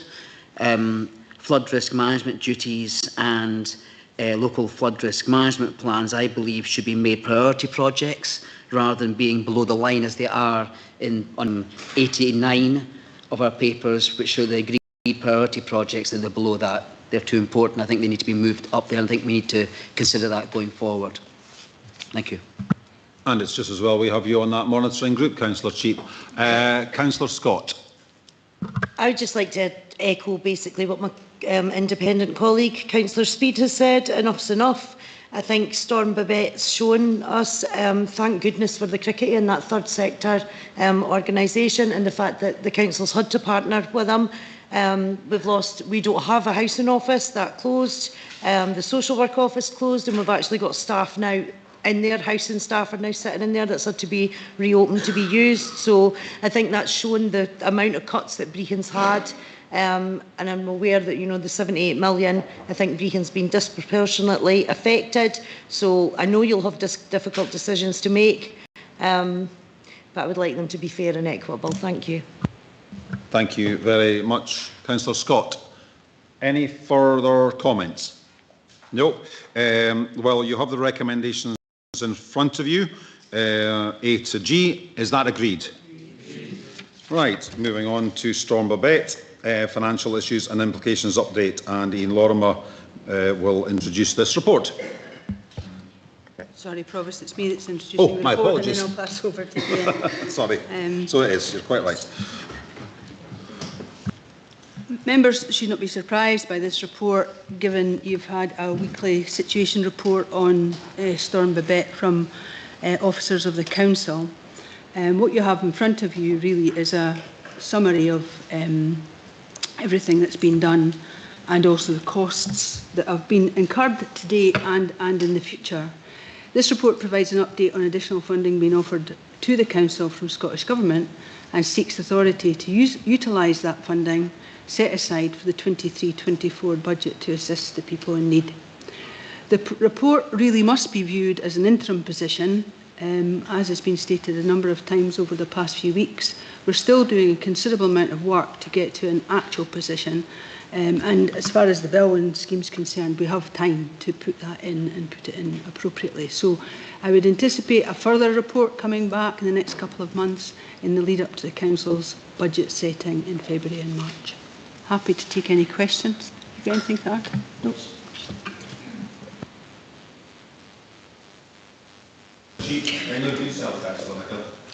Thanks very much. Just a quick one for clarity, effectively. We talk in the papers about, you know, in the Bellwyn scheme being activated, and so I think it's at 4.155 million, but the council, with its 0.2% of budget, has to meet 573,000 of that. Is that 57? What I'm trying to say is the 4.155 is 573,000 taken off that, Mrs. Williamson, and then that's all. So it's not like a 4.7 gross down. Yeah. So the figures in the report are on a gross basis. So if the claim ultimately is, and the numbers are continuing to change, but if the claim was 4.155 million, the 573 would come off of that in terms of what we would get back. Your question, Nicole. Thank you very much, Provost. In November 2022, the River Esk in Brechin came within inches of breaching the flood defences. A problem with the electric pumps meant some houses were flooded and the residents had to move out. Some were out until Easter this year. This year in October, the flood defences were breached and many residents had to be rehoused and put up in temporary lodgings. My question is, will these ground floor accommodations ever be fit for human habitation with the threat of flood defences breaching again? And what happens with the first and second floor flats? We can't leave them in there if ground floor flats, roads and paths flood. SEPA has already recommended to Angus Council refusal of house building on alluvial plains or floodplains. Some of the properties are under private ownership. What happens to them? Will the Council have to compulsory purchase? Would it not be sensible to take the advice of local contractors and dredge the river at Brechin and further upstream at Tannadice? SEPA now need to take into consideration the impact on humans as much as the environmental damage that they believe this causes. Thank you. Chief Exec. Yeah, Thanks, Councillor Nicholl. There's a lot of questions in there, some of which we really can't answer just now. I mean, all I can say is that we're going through an exercise of optioneering, it's a fancy word, isn't it? And looking at what's the best way to protect the people of Brecon for the future. That'll take a bit more time. I think your point about those who are presently living above houses that have been evacuated, that are empty, is also a valid one. And we just found out this week that we are now in a position to put dehumidifiers into these properties to dry them out and help these people as much as we can. We're working out, and this will come in your situation report this week, we're working out how best to support them around the energy costs of that. And we will do that presently. But some of the questions you're posing are a bit more longer term, and we need to wait for the report from the engineers who are specialising in this, and that will come probably end of January, early February. Thank you very much. It's awkward questions, but a lot of that is operational as well. Like I mentioning getting people to come in and dredge we have professionals in SEPA who will make these decisions, not us as councillors. Thank you.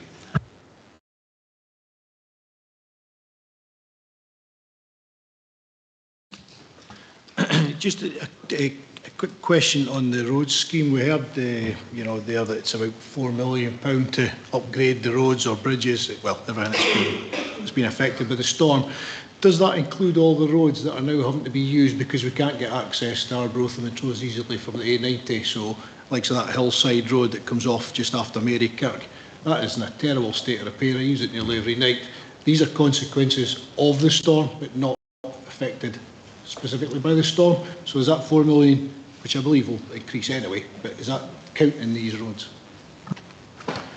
Again, through you, Provost. So the list of projects and repairs that make up that 4.155 million runs to over 100 individual items.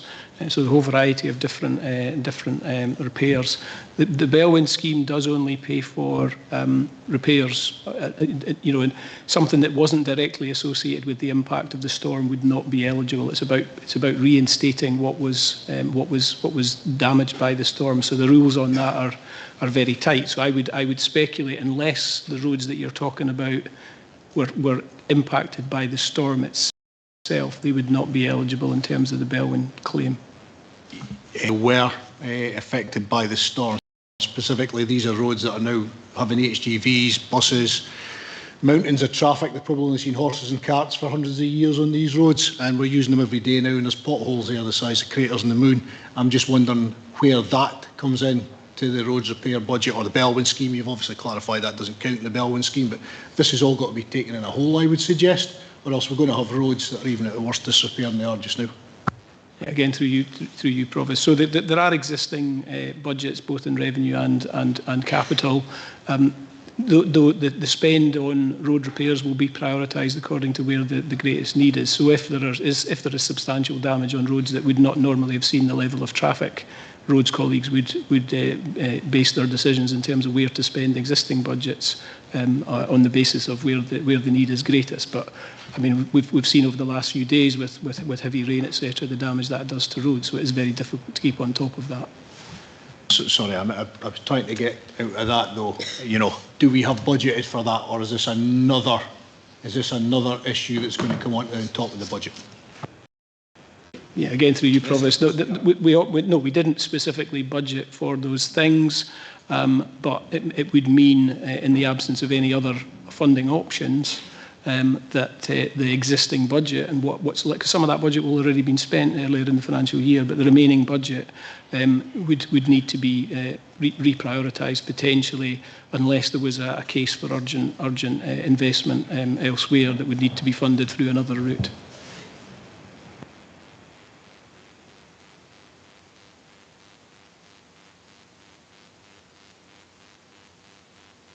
Yeah, thanks, convener. I just really wondered.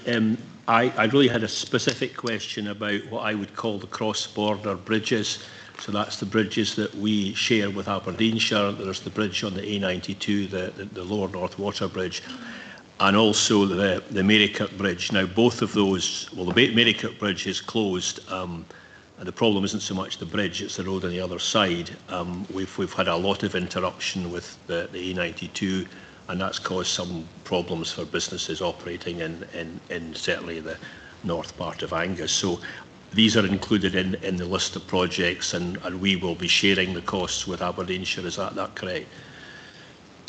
And through you, Provost, yeah, thanks, Councillor Duff. Yeah, so we're working very closely, Roads colleagues are working very closely in close liaison with colleagues in Aberdeenshire Council for those cross-boundary structures.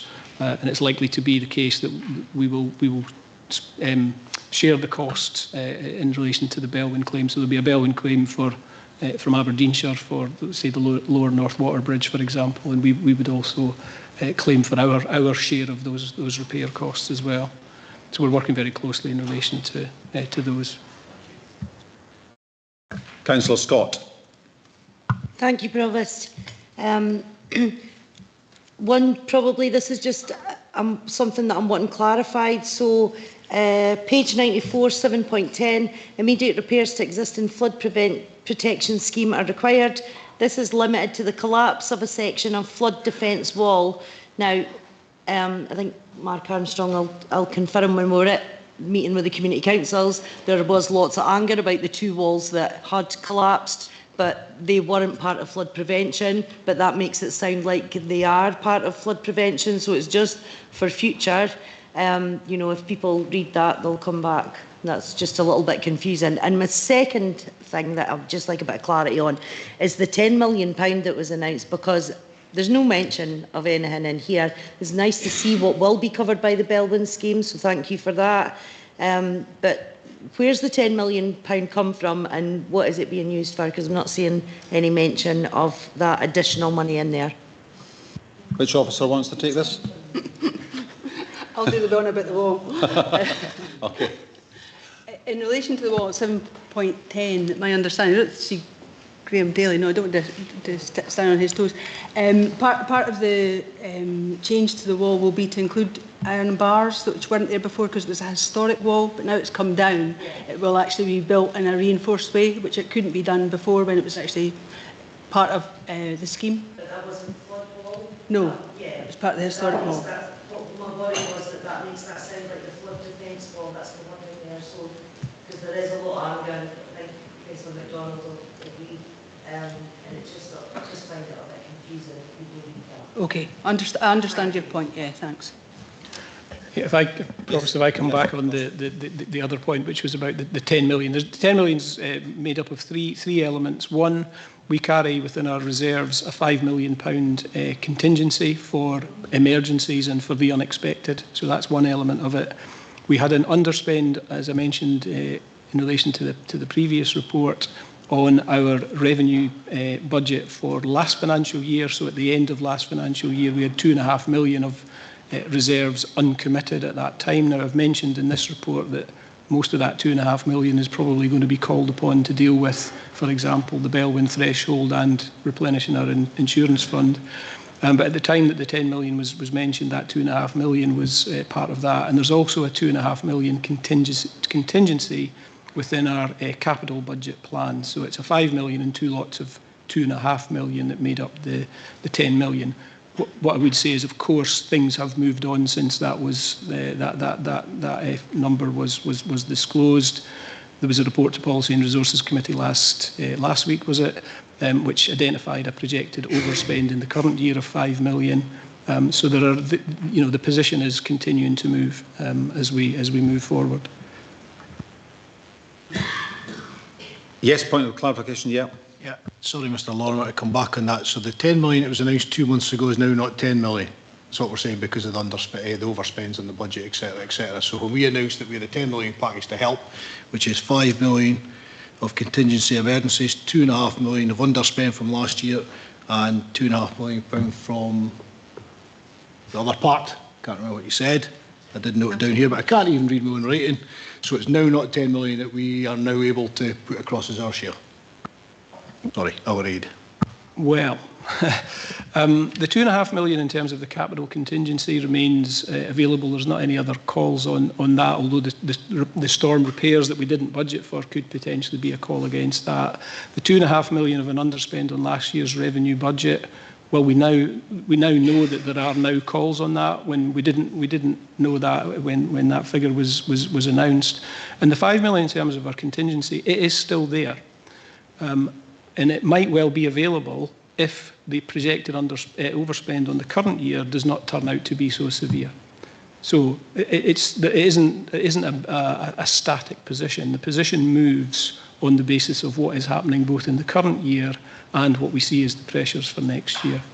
So what £1 million that we committed to 2 months ago from the leader of the council is now vanishing very quickly because of the overspends in the budget, which we all understand. That's always going to happen, but we weren't made aware at that time of where this 10 million was coming from. It was just an announcement, a grandeur gesture of £10 million to help the people of Brecon and Montrose, and all of a sudden we're hearing today that that's near enough gone, or a portion of it's gone. Not your fault, Ian, I understand, but we shouldn't be committing these kind of things at the time of emergencies. Councillor Duff, do you want to come back on that? I just wanted to perhaps suggest that we don't yet know the full implications of the cost of the storm, because we've got the situation in Brecon and we haven't yet worked through what we're going to do. So contingency means contingency. We don't yet know what we're going to have to spend, and potentially we need money to spend there. So that the money was there when we made that announcement. Some of it has been spent doing the work so far. We are anticipating getting Bellman money, but we don't know the full cost yet of the storm. We don't know the cost of repairing the seafront at Montrose. We don't know the cost of restoring the flood defences in Brecon, and we don't know the cost of sorting out the housing issues in Brecon. So there's a huge amount of cost we still haven't put a pound, shillings and pence price on. So that is the worth of having a contingency. So I don't see I'm not sure that where the concern is coming from. We have got some money. We don't quite know what the bill is, and we clearly, as Mr. Lorimer said, it's a moving picture. So we just have to be cautious. Thank you for that, Councillor Duff. Yes, I did watch at 5 o'clock in the morning the emergency meeting that was called last week, and I did take on board the points that the leader said. There are short, medium and long-term situations that will be going with the finances. So any further questions before we move on to comments? Yeah, of course. Yeah, sorry. Sorry, it was just to clarify, what we've said in the report is we will need to make a number of, to address the concerns, we will need to make a number of assumptions when it comes to setting the 24-25 budget. That will include the implications in terms of our capital budget, potentially our revenue budget, although I'm not expecting that to be so significant. And what does all that then mean in terms of our reserves? And we'll, as I said in relation to the last item, we will then need to review our reserve strategy as part of that. Okay. So that would be the point at which we would address the many unknowns and the financial impact of this. And it's great to know it's in safe hands, Mr. Lorimer. Thank you very much. Comments? Oh, I made the first comment there. My apologies. Councillor Whiteside. Thank you, Provost. And I'll not go over what's already been said. I think Councillor Duff answered the last question quite well. I just wanted to actually thank Chief Executive for organising the session with Lucy Easthope. It was hugely beneficial, and for those who didn't make it, you missed a really good session. Some of it wasn't very easy to hear, around about the long-term effects that we're going to see in people and staff potentially and volunteers that are working in the aftermath of the flood. But it was good to know, and it was actually quite reassuring to hear her praising the resilience planning and response that the council put in place, led by Jackie Semple. So, and also, in actual fact, the response of the Scottish Government in comparison to some other areas in the United Kingdom. But I'd just like to thank Mrs Williamson for putting that in place, because it was hugely beneficial. So thank you. Thank you. Any further comments? Councillor Shepherd. Thanks, Provost, and thanks for the report. I just wanted to say that it's good to see the mechanisms now kicking in funds becoming available, and I hope that shows the long-term commitment of the council and this administration to the storm recovery. And just on, a lot of the driving that's been mentioned around Angus, is quite a lot of inconveniences still going at the moment, and through meetings I've attended, I can assure the public that as soon as the weather conditions and levels and rivers, for example, the work will continue, and the work will get done as soon as possible. So I look forward to driving around Angus a bit more normally once that work's completed, which is going to be completed as swiftly as possible. I know that from meetings I've attended. Thank you. Thank you, Councillor Shepherd. Councillor Scott? Oh, my apologies. I thought you were trying my attention there. My apologies. Councillor MacDonald. Thank you, Provost. I think Councillor Nicholl raised some very good points. I think we do need to consider people that are in the second floor flats, and I know that that's been highlighted at a higher level. Councillor Whiteside mentioned was being looked at. We also think I'm really appreciative of the sit reps. The sit reps are very detailed, and they are giving us proper information on this. It's good to see that the auctioneering from the last sit rep that we got is going to head into the flood defences, and that's been born out of meetings that have been held with businesses down River Street. So it's good to see that moving forward and going on as well. And again, I'd just like to reiterate from being the community's convener that the work that the staff have done that falls within that entire committee is incredible. And the session that Beth mentioned really woke me up to the effects that it might actually have on people that you maybe wouldn't think would be impacted by this. And our housing team have been at that cricket non-stop, working hard for people. And what I would say is, if there is anybody out there that's fallen through the cracks of any of the support that's available, I'd encourage them to get in touch with us, all councillors, or myself directly. I'm more than happy to speak to them. As for the point that Jill made, I think it's a good point. I think it's just maybe the way it's been written in the report. The wall that's collapsed has often been billed as a flood wall, but that is a section that isn't a flood wall, but it got taken out by the flooding, and it is going to be replaced with railings. So the idea that railings would hold the water back, it's obviously not going to happen. And the flood wall at the front isn't a flood wall; it's going to be replaced as well. But these old structures and being listed and whatnot obviously makes that difficult. Thank you very much for that, Councillor MacDonald. Any further comments? Councillor Clark. Thank you, Provost. I had no intention of speaking today, but just listen to what has been said, and I don't bring party politics into anything. But what I would say is, as elected members, we're going to have to do things that are not palatable to any of us, because we're so responsible, and we're just listening to our officers producing heartbreaking stuff, and that doesn't come easy to them either. So even when we're looking at something to do this week, in fact, when we're looking at planning applications as well, and you might not think that's particularly relevant, but it is when we consider certain things that we do other than sitting here listening to these pretty difficult conversations. We cannot deny climate emergency. So anything that's happened, just speaking about the terrible things that have been happening to people. So everything we do, you're going to have to think about that. And when people get annoyed that their plans don't go the way they want to go, when they get things done in their area that they really don't like, and that's sad, it's terrible. But we're going to have to be so careful, and we're going to have to consider climate emergency. It saddens me, and I've been in politics a very long time. It's a hellish situation to be in. But everybody in every community is going to have to think about that as well. I hope that what I've said doesn't sound like too much like Ma Brown. It's not meant to. It's just meant that I have to be very cognizant of it. And I urge all of my colleagues to be, and they are. There's nobody sitting enjoying this today. Thank you. Thank you, Deputy Provost. Any further comments? Right, so we have the recommendations in front of us, 1 to 4. Is that agreed?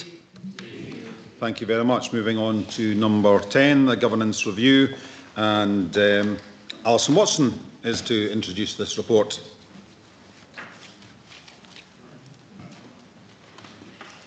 And before you start, just let's say, I know you spent hours and hours and hours and hours on this, Alison, so in case I forget to say at the end, thank you very much.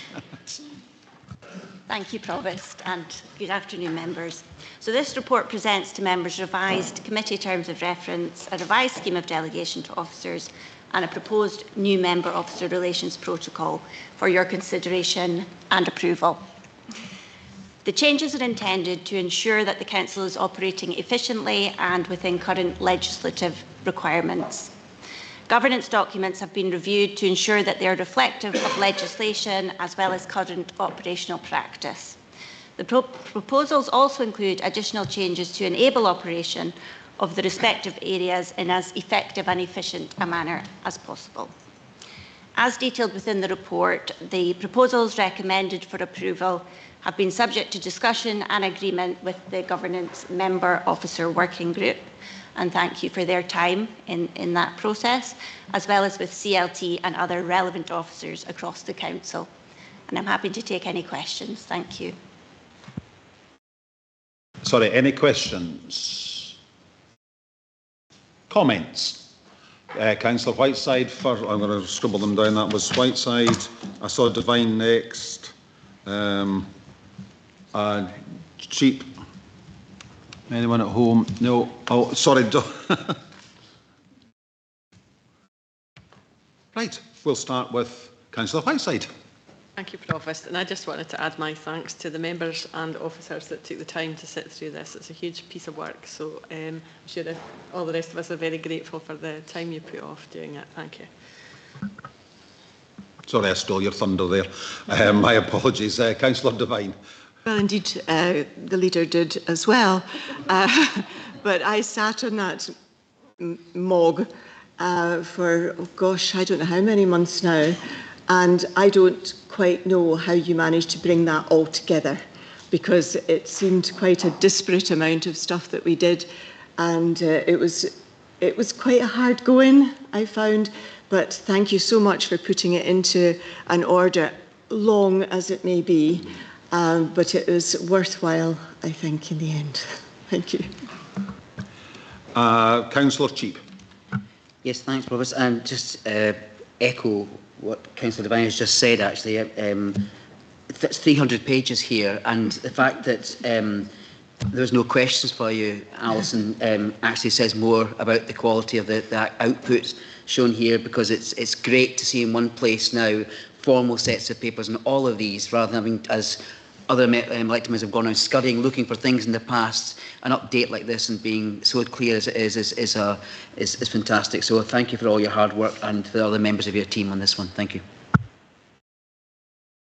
Councillor Dorn. Thank you. I also wanted, I didn't sit on the MOG, and I had quite a few questions which I have been able to ask and get answered this week. So I really appreciate that, because this is such an important piece of work that helps us all work more effectively. It dictates how we do things.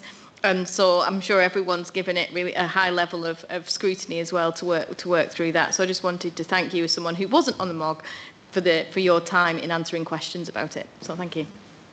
Yes, thank you very much for that, Councillor Dorn, and thank you for keeping me copied in on that, because you were perfectly what you did, where you said, remember what the Provost is like. It's one question only. So, thank you very much for that, and thanks very much to Mrs. Buchanan for coming back. I'm coming to you in a second. Councillor Brace. Yes, just very quickly. I did sit in the MOG. It was a huge amount of work, but it was actually quite interesting in parts. but I think it's absolutely tremendous. This is a huge report, and it's but it does just capture. It needs to be enormous to get the detail in, but it's no longer than it absolutely needs to be, and I think that's a remarkable trick. But I am particularly pleased that we have recommendation 8 before us, which agrees to hold the Governance Member Officer Working Group in abeyance for it to reconvene in order to review the changes to the scheme of governance after being in operation for circa 12 months. So this is a whole body of a lot of big changes to what we've been doing, and we will be looking at it after 12 months to make sure it's working for everyone.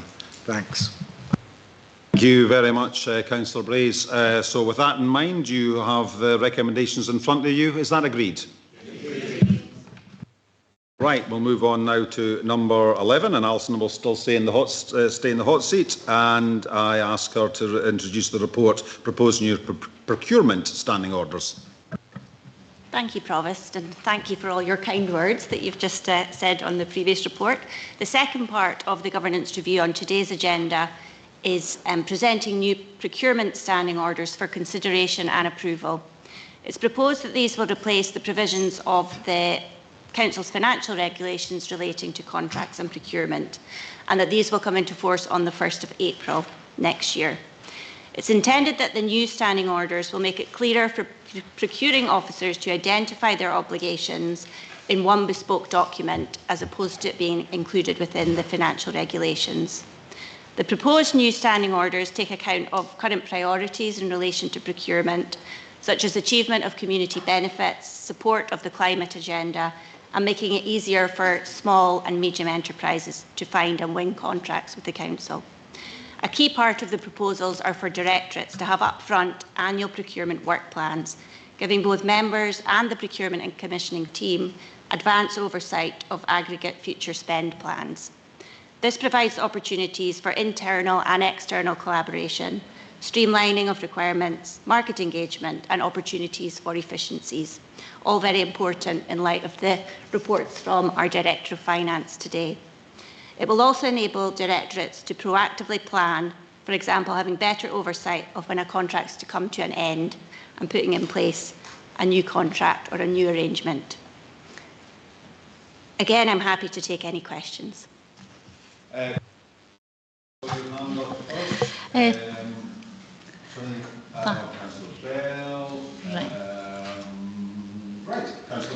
Right, thanks, Provost.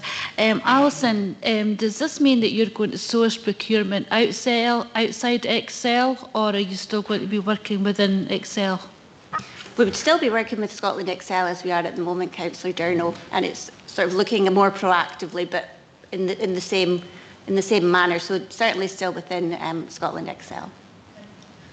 Sorry, can I just ask, will you still be working within the regulations of Excel regarding the minimum wage and insurances and all the stipulations that Excel have on procurement? Yes, there's no change at all in that regard. Thank you. Councillor Bell. Thank you, and thanks, Alison, for your work on this on the previous paper. My question's kind of with my IGB chair hat on, in terms of where we direct our procurement, whether it's to the Council or to the NHS for specific things, and for potentially new areas of work. What's the process for agreeing who does that? Is there something written down anywhere, or is it a common sense conversation, which would be probably my preference? Thanks. Sorry, that didn't work. Thank you, Councillor Bell. Yes, so depending on, obviously the IGB can't contract itself, so it has to be either the Council or the NHS that enters into the contract. And as you say, it is hopefully a common sense approach is taken to that, but depending on the subject matter of what it is that's being procured, whether that would fit more traditionally with the Council or with the NHS, and that's sort of the practice. Thank you. Any comments? Oh, yeah. Sorry, I might put my jump. Is a comment? That's lovely. Thank you, Councillor Devine. Thank you. I want to welcome this report.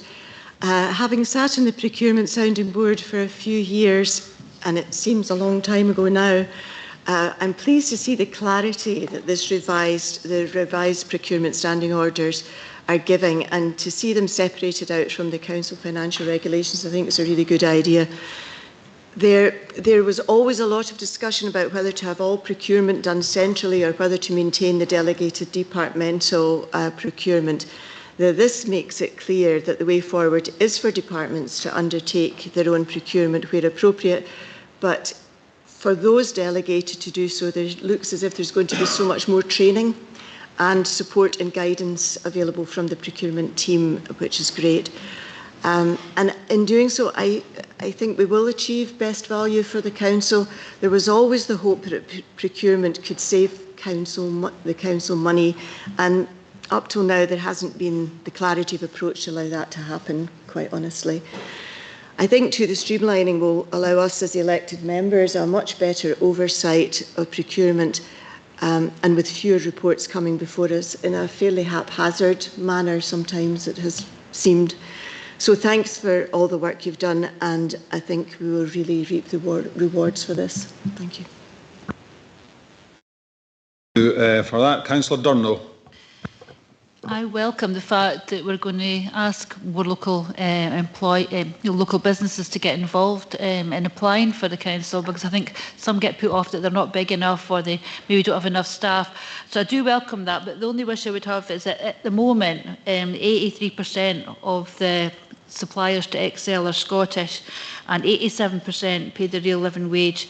And they're making savings of 25 million to the councils in Scotland. So I do hope that we can sort of continue working with that sort of regulations, and we don't, vary to anything else that would be out of that. Thank you. Thank you. Councillor Braze. Yes, thanks again for an awful lot of work into this very clear report. And if I've got my maths right, and Councillor Wan will, I'm sure, correct me if I've got them wrong, but you've managed to get it into only 29 very concise pages, so thank you very much. Thank you very much for that, Councillor Braze. And no further comments, and therefore you have, if you bear me a second, this is number 11. You've got recommendations 1 to 4 in front of you. Are they all agreed? Agreed. Thank you very much. The review of the UK Parliament constituencies, and the Chief Exec will introduce this report. Thanks, Provost. This is the final recommendations of the Boundary Commission for Scotland's review of the UK Parliament constituencies. Members are asked to note the boundaries, approve the polling districts, noting that Ward 4 will be split over 2 constituencies, as set out in paragraph 4.4, and note that the returning officer will cover both Angus and Perthshire Glens and Arbroath and Broughty Ferry County constituency. On that note, I'm happy to answer any questions, or the Deputy Returning Officer, Jackie Buchanan, can answer questions. Councillor Doran had her hand up first, and right, okay. My question was just about particularly what will happen at Teeling Hall, which is the place where Ward 4 is getting split across the 2, just to make sure it's clear to voters what they need to do in that area. So I was just asking for a bit more clarity on that. Thanks. Yeah, thanks, Councillor Doran. From time to time, we have to change halls for all sorts of reasons. The great thing about this is we've got plenty of notice. So we'll begin to market that and ensure that when cards go out and media coverage will ensure that folk know exactly where they're meant to go. At times, still, people turn up at the hall because they expect to turn up, and we will redirect them if necessary. Thank you for that. Councillor Nicholl. Thank you. It's basically the same. We have Ingalls Memorial Hall down. Obviously, it's in lockdown just now, so that could be in question. Thank you. Yeah, thanks, Councillor Nicholl. Like I was saying earlier, these things happen as we lead up to an election. Once an election's announced, we will go and check all the halls that we've got down, the ones that we currently use, and if there are any changes, we quickly move to another solution and advertise that quite widely. And so my constituency councillors are aware I did bring this up at pre-agenda with the Chief Exec of the Philip Hall now being closed at present. So, any comments within? Oh my goodness! Right, I saw Councillor Shepherd's first, and then hold on, I'm going to write them all down first. Councillor Melville. Councillor Cheap. Put your hand up a little bit further, Councillor Duff. Councillor Duff. Right. Councillor Shepherd. Thanks, Provost. Thanks to Ms Williamson for the report. There's nothing wrong with the content of the report, but what I do have issue with is just the boundary changes themselves. What that means is it results in less MPs in Scotland, and the MPs are obviously less accessible because there's less of them in a time where there's been a cost of living crisis, young people's mental health is suffering. So I'm sure I would say there's more need than ever for the MPs, and it's sad to see them being stripped out by boundary changes. You know, democracy is important. So when this paper came in front of me, I thought absolutely I'll make a comment that this is not a good move for democracy and call it out for what it is. Thank you. Thank you very much, Councillor Shepherd. Councillor Melville. Yes, thanks, Provost. I agree somewhat with what Councillor Shepherd has just said. I think in particular the Angus and Perthshire Glens constituency will be a real challenge to represent given its makeup. But I actually, the comment I wanted to make was to thank Councillor Doran for raising the issue of Teeling Hall. Both of us last night attended Teeling Community Council, and that was a concern that was brought up. But I'm exceptionally pleased to hear from the Chief Executive that provision will be made to ensure everyone can access the ballot box however they choose to. Thank you. Thank you very much, Councillor Melville. Councillor Cheap. Yes, Provost, just to put Councillor Melville and Councillor Doran's mind at rest, Carnoustie has used St Bride's Hall and for 2 different wards before, and you should put complete faith in the local returning officers who do a really good job, and it will I'm sure, make it right anyway. They're very professional. My comment particularly was I'm sad to hear that the Boundary Commission haven't paid any attention to my submission on this when I said to them that calling the ward Arbroath and Broughty Ferry is nonsense, bearing in mind this is quite clearly a ward that should be Dundee East and South Angus when you look at the geography of the whole thing, and the fact they call it Broughty Ferry and Arbroath completely ignores the bulk of the actual ward itself and misses out Carnoustie money, Fife and the bulk of remaining of Angus. Appalling. Thank you very much for that, Councillor Cheap. Councillor Duff. Yeah, thanks, Provost. And I think, as most people know, and this was really across all the political parties, we fought very hard against the imposition of Angus and Perthshire Glens because it's an enormous constituency. It measures something like 100 miles from Ferryden to Rannochmoor. It's a crazy constituency. There are no good east-west roads. And we tried very hard, but all our good arguments were rejected. I think the only argument we won was on the name of the constituency. It's not going to be called North Tayside or whatever crazy name they came up with. I was going to make one point which I think illustrates how crazy it is. Dundee, which is Scotland's 4th largest city, is going to administer 1 parliamentary constituency, and Little Angus, with 110,000 population, is administering 2 parliamentary constituencies, and that decision alone shows you what a crazy decision this is. End of sermon. Thank you very much, Councillor Duff. Any further comments? No, that's good. We have number 12 in front of us. And recommendations 1 to 4. We have these recommendations in front of you. Is that agreed? Agreed. Moving on, I think we're going to carry on with. Hold on a second. I'll get my paperwork. Right. Yes, that's that right. Number 13, statutory review of polling. No, that's what we've just done. Sorry. So. My apologies. Oh yes, so statutory review of polling places and polling districts, and the Chief Executive will introduce this report. Yeah, thanks, Provost. Sorry. I probably combined the 2 reports inappropriately. The report before you is about the polling places and polling districts, as was discussed under the last report. My apologies. And the amendments to the current polling arrangements are outlined in Appendix 2. Thanks. Any questions? Councillor Durno. Yeah, thanks, Provost. I've really got a lot of concerns about the new identity that's clarification that we need to actually vote nowadays. And will there be, have you had any idea if there's going to be any literature going out to the general public to let them know about the have to take identification? Because it's £82 for a passport now, so I don't know whether people who don't have a passport will apply just so they can vote. So if that would be, you know, if we could find out from that, because we haven't had anything really from the Electoral Commission to let us know about any literature that's going out.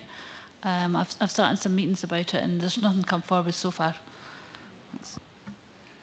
Thank you, Councillor Durno. Fortunately, Ms Buchanan did actually spend time down in England at the elections where they did require identification, so perhaps she would like to pick up this question.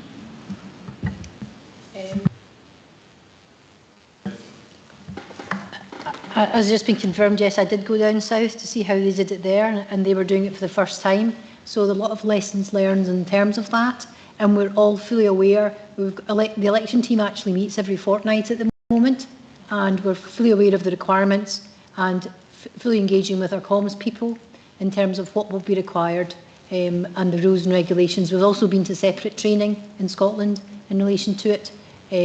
So yes, we'll certainly take forward what you're saying in terms of, you know, ensuring that the public are aware of what's required. Thank you.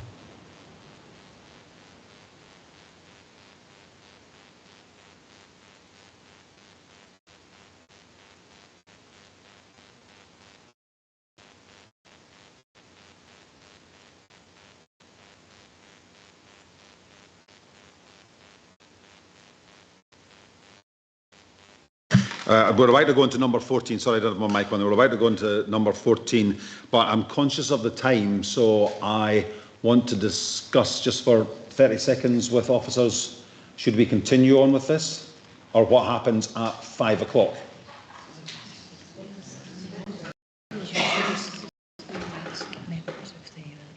Yeah. So do you want to agree to suspend standing orders?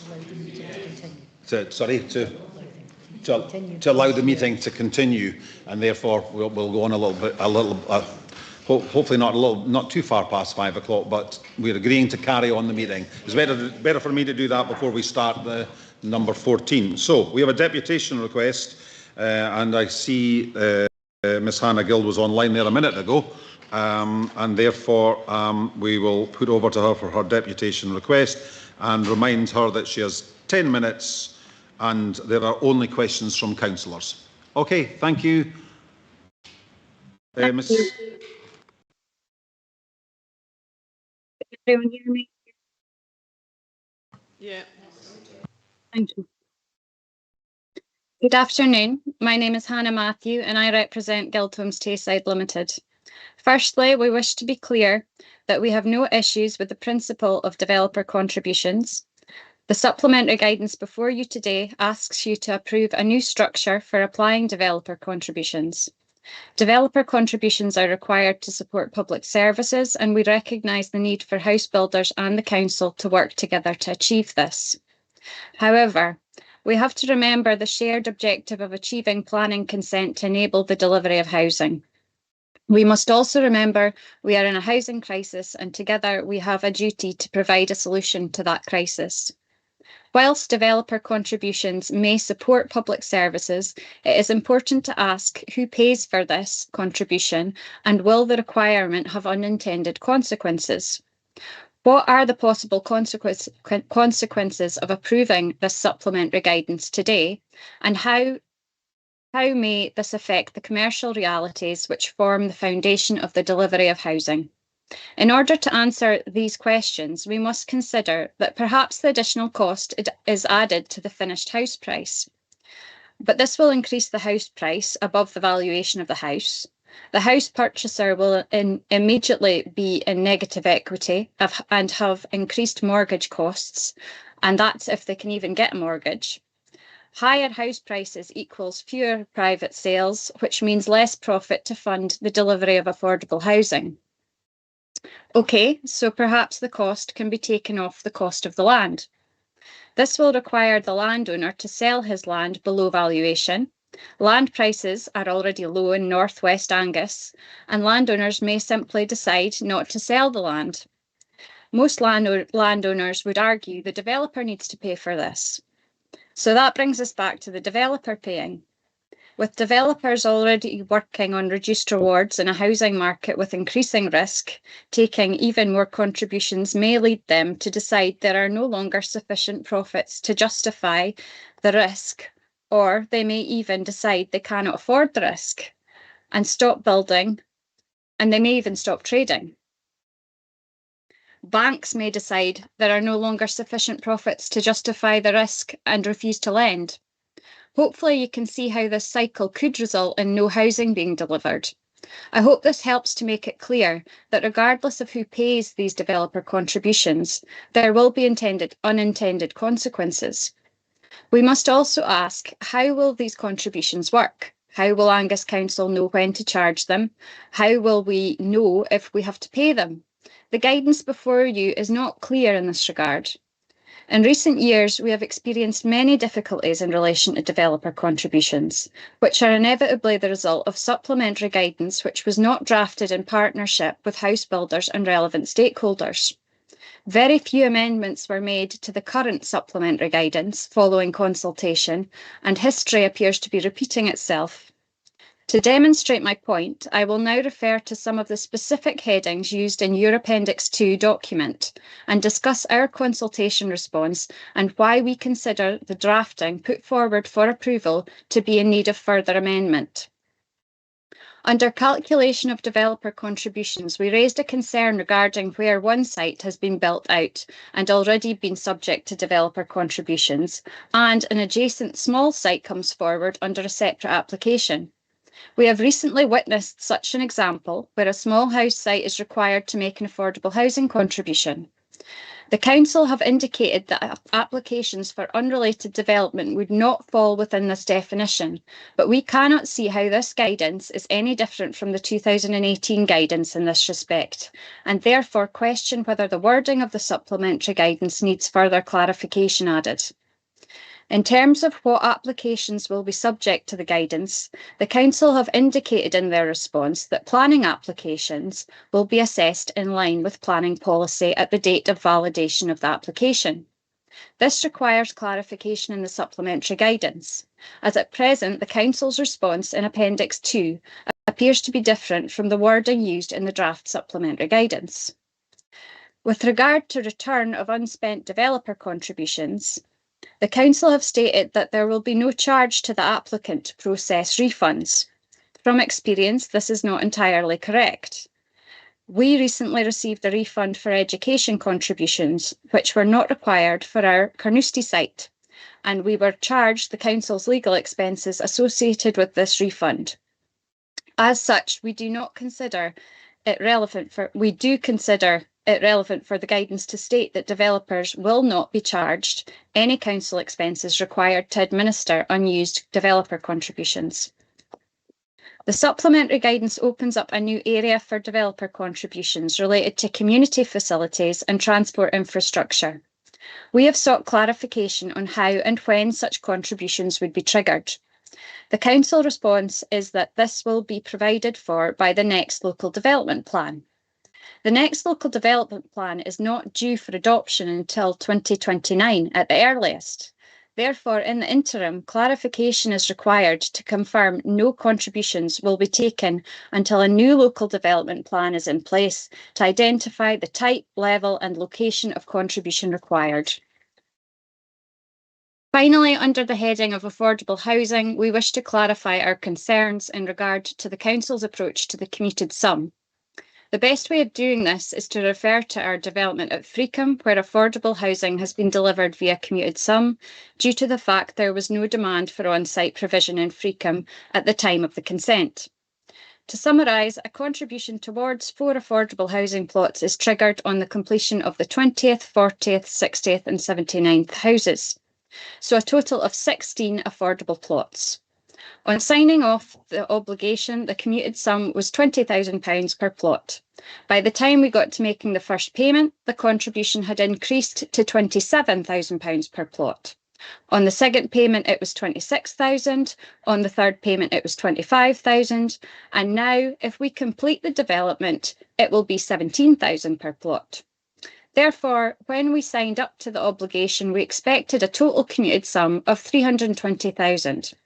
Then, when we made the first payment, it was apparent to us that the potential total sum could be 432,000. So £112,000 more than what we expected initially. From a business perspective, such unexplained changes in the level of commuted sum due are completely unviable. The commuted sum is intended to provide the Council with the ability to purchase a serviced plot for affordable housing and is therefore the difference between the value of an affordable housing plot and a private housing plot. When housing associations purchase plots for affordable housing, they generally pay between £10,000 and £15,000 per plot. So it would seem to make sense to us that the commuted sum should be approximately of this value. To conclude, it may seem like reasonable policy you are being asked to approve today, but I am hopeful that the examples I have provided confirm to you that the implications of this guidance are serious for house builders. Going forward, house builders must have certainty over how contributions will be calculated and applied to their developments before they pay the significant fees involved in entering the planning process. We believe in its current form, unless amended, the guidance has the very real possibility of hindering housing development in Angus at a time where there is an increasing and demonstrable housing shortage. To conclude, in making your decision today, I would ask you to consider whether this guidance ensures that developer contributions are fair, honest and transparent to all parties, namely Angus Council, developers, house purchasers and landowners. The Angus Council are fully accountable and must always provide the detailed information necessary to justify the contributions they seek. And the Angus Council confirm all developer contributions for a development before the planning application is lodged. This would enable developers to make the decision to submit a planning application or not on a fully informed basis. As the guidance stands at the moment, we would suggest it does not do this and would request the guidance be deferred to a future meeting following further amendment and consultation. Please don't misunderstand this deputation. We agree developer contributions are important, but it is also important to remember that to get developer contributions, you need developers, and to build houses, you need house builders. Thank you for your time. Thank you very much. Does anyone have any questions? Comments? No, sorry, questions. Questions only. My apologies. Questions. So used to just saying questions then comments. We'll move on. Jill Patterson, we'll move on to the report now. So Jill Patterson, the Service Leader, will introduce this report. Oh, my apologies. My apologies, Councillor Proctor. Did you have a question? Yes, for Hannah. Is this just the points that you've raised there? Is this specific to Guild Homes, or do you find this as a generic thing amongst the other developers, within the county? The impact of developer contributions on any developer's ability to make profit is an impact for all developers, not just Guild Homes. So anyone who wants to build houses in Angus will be impacted by this supplementary guidance. Thank you. Thank you for that. Councillor Cheap. Yes, just a question on the deputation. Can I just ask, the points you've raised this afternoon, the papers obviously have a lot of comments of which I know that you're involved in there. Have you made these comments in the papers already? And I'll come if you have. You have. Okay, that's all I need to know. Sorry, all the comments that I made are in Appendix 2, and I also note Homes for Scotland made a number of comments, again, that haven't led to amendments to the draft supplementary guidance. Okay, that's fine. I just wanted to get that first of all for the more. Thank you. Right, no more questions. Jill Patterson's ready here. Thank you, Jill. Thank you, Provost. The report in front of members today is to approve the developer contributions and affordable housing supplementary guidance 2023 after undertaking a period of consultation on the draft guidance between the 1st of September and 13th of October earlier this year. The guidance was updated to reflect work undertaken in relation to reviewing the school role forecast and the position on the future school estate, and some minor changes to the document. Under legislation, we require to publish the whole document for consultation and not just those amendments that are made. 10 representations were received to the consultation, and the content of these representations is summarised within the report and contained in detail in Appendix 2, along with the Council's consideration and response to those comments. Should the Council recommend adoption of the supplementary guidance, the next stage is submission of the document to Scottish Ministers, and they then have 28 days in which to approve the guidance. Once approved, Ministers, the supplementary guidance will form part of the Angus Local Development Plan 2016 until such time as that local development plan is replaced. Should members have any questions, then myself and my colleague Katie McClyde would be happy to answer them. Thank you.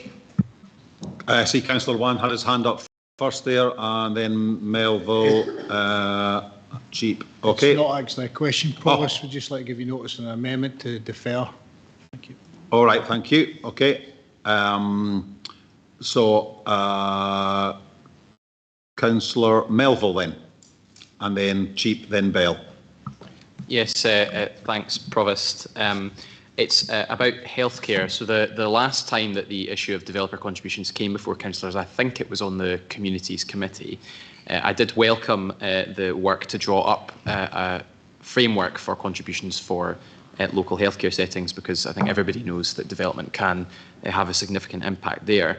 So I wondered, Ms Patterson, if you were able to give us an update on the timescale of that work, because I know that other councillors and our constituents are quite interested, so I think it would be good to be cited on that. Thanks. Thank you, Councillor Melville. The baseline for calculating developer contributions requires information on capacities, floor space, cost of floor space, in order to work out whether a development is likely to have a proposed impact on the capacity of that facility or not. In most cases in a healthcare setting, it is actually the provision service, so the GP, which is not something that we can secure developer contributions towards. It's only the floor space aspect of that. We have had a number of challenges with both NHS Tayside and the Angus Health and Social Care Partnership in getting that baseline information. It's a key requirement of our next local development plan in terms of the evidence base. Officers are working hard to try and secure that information, but to date we haven't been able to obtain that as yet.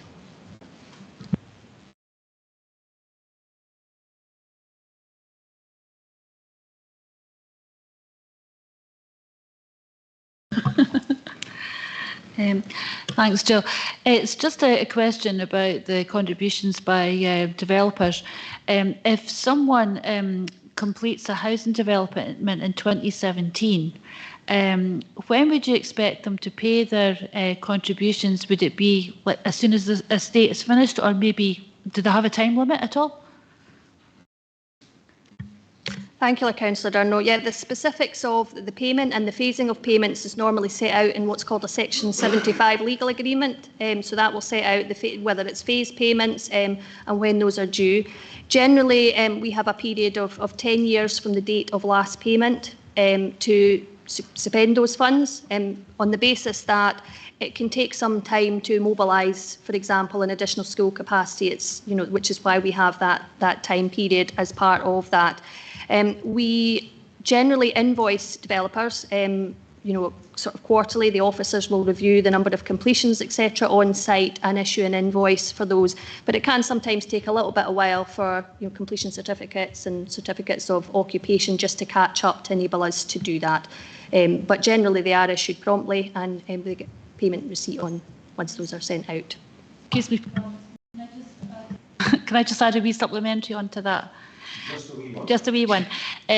So if a developer doesn't pay right away, does that mean that the next time they get a bill, there might be interest included in the payment? Again, it will depend on the nature of the legal agreement.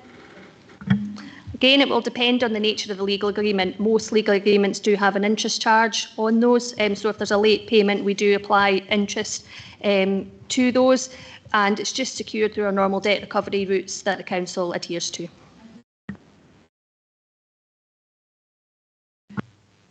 Thank you. I think my question, Ms. Parsons, was really, listening to what Hannah brought up with some of the questions, and I'm nodding away actually to some of them because they make complete business sense to me, particularly the fact about trying to know, if you're going to develop an estate or whatever, before it comes to planning permission, you kind of need to know what your budget is for developer contributions for the whole of the project.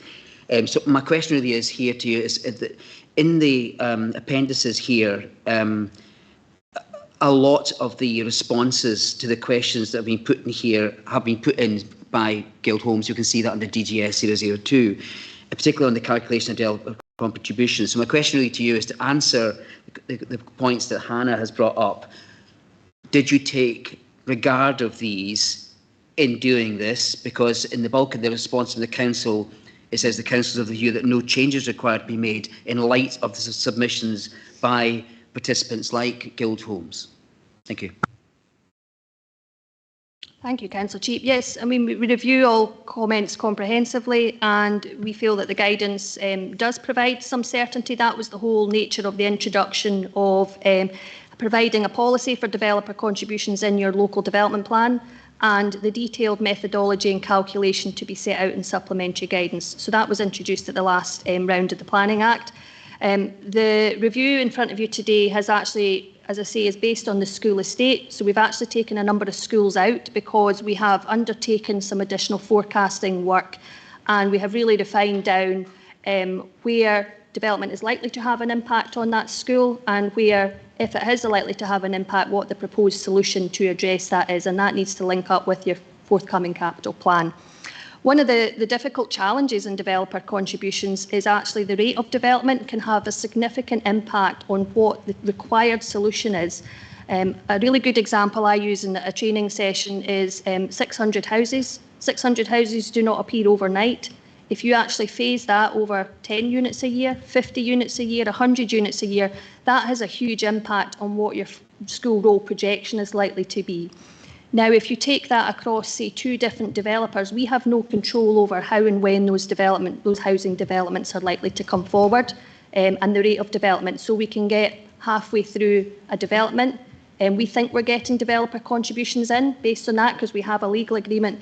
And for whatever reason, the mortgage market changes and the build rate slows down. We as a council may well have invested in a bit of infrastructure, and actually we are then stuck without that funding coming in for a number of years thereafter.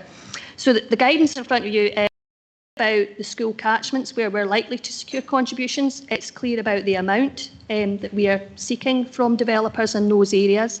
The 2 areas that the deputation from Hannah mentioned in relation to communities, facilities and transportation, particularly in relation to community facilities, we've indicated in the guidance that there is no identified community facilities at the moment where we think development is likely to have an impact and therefore require contributions. And in relation to transportation, it's very much site specific. So it's very difficult for us to model based on all these different variable factors and say, actually, it's this junction to this solution. It tends to be very much specific to the nature of that development. In the majority of cases, we will look for that need to be met by the development. So if it's an impact of that specific development, the first port of call is always for the developer to address that themselves on site, and the contribution is always the secondary part of that.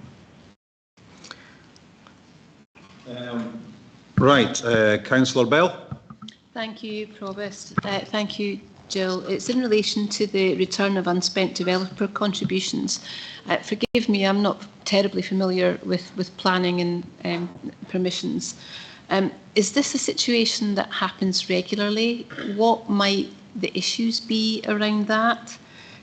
Is it up to the developer to claim those back, or does the council proactively alert developers to the return of that? And I'm not necessarily averse to an admin charge being applied, but would the developer be informed of that in advance of the process?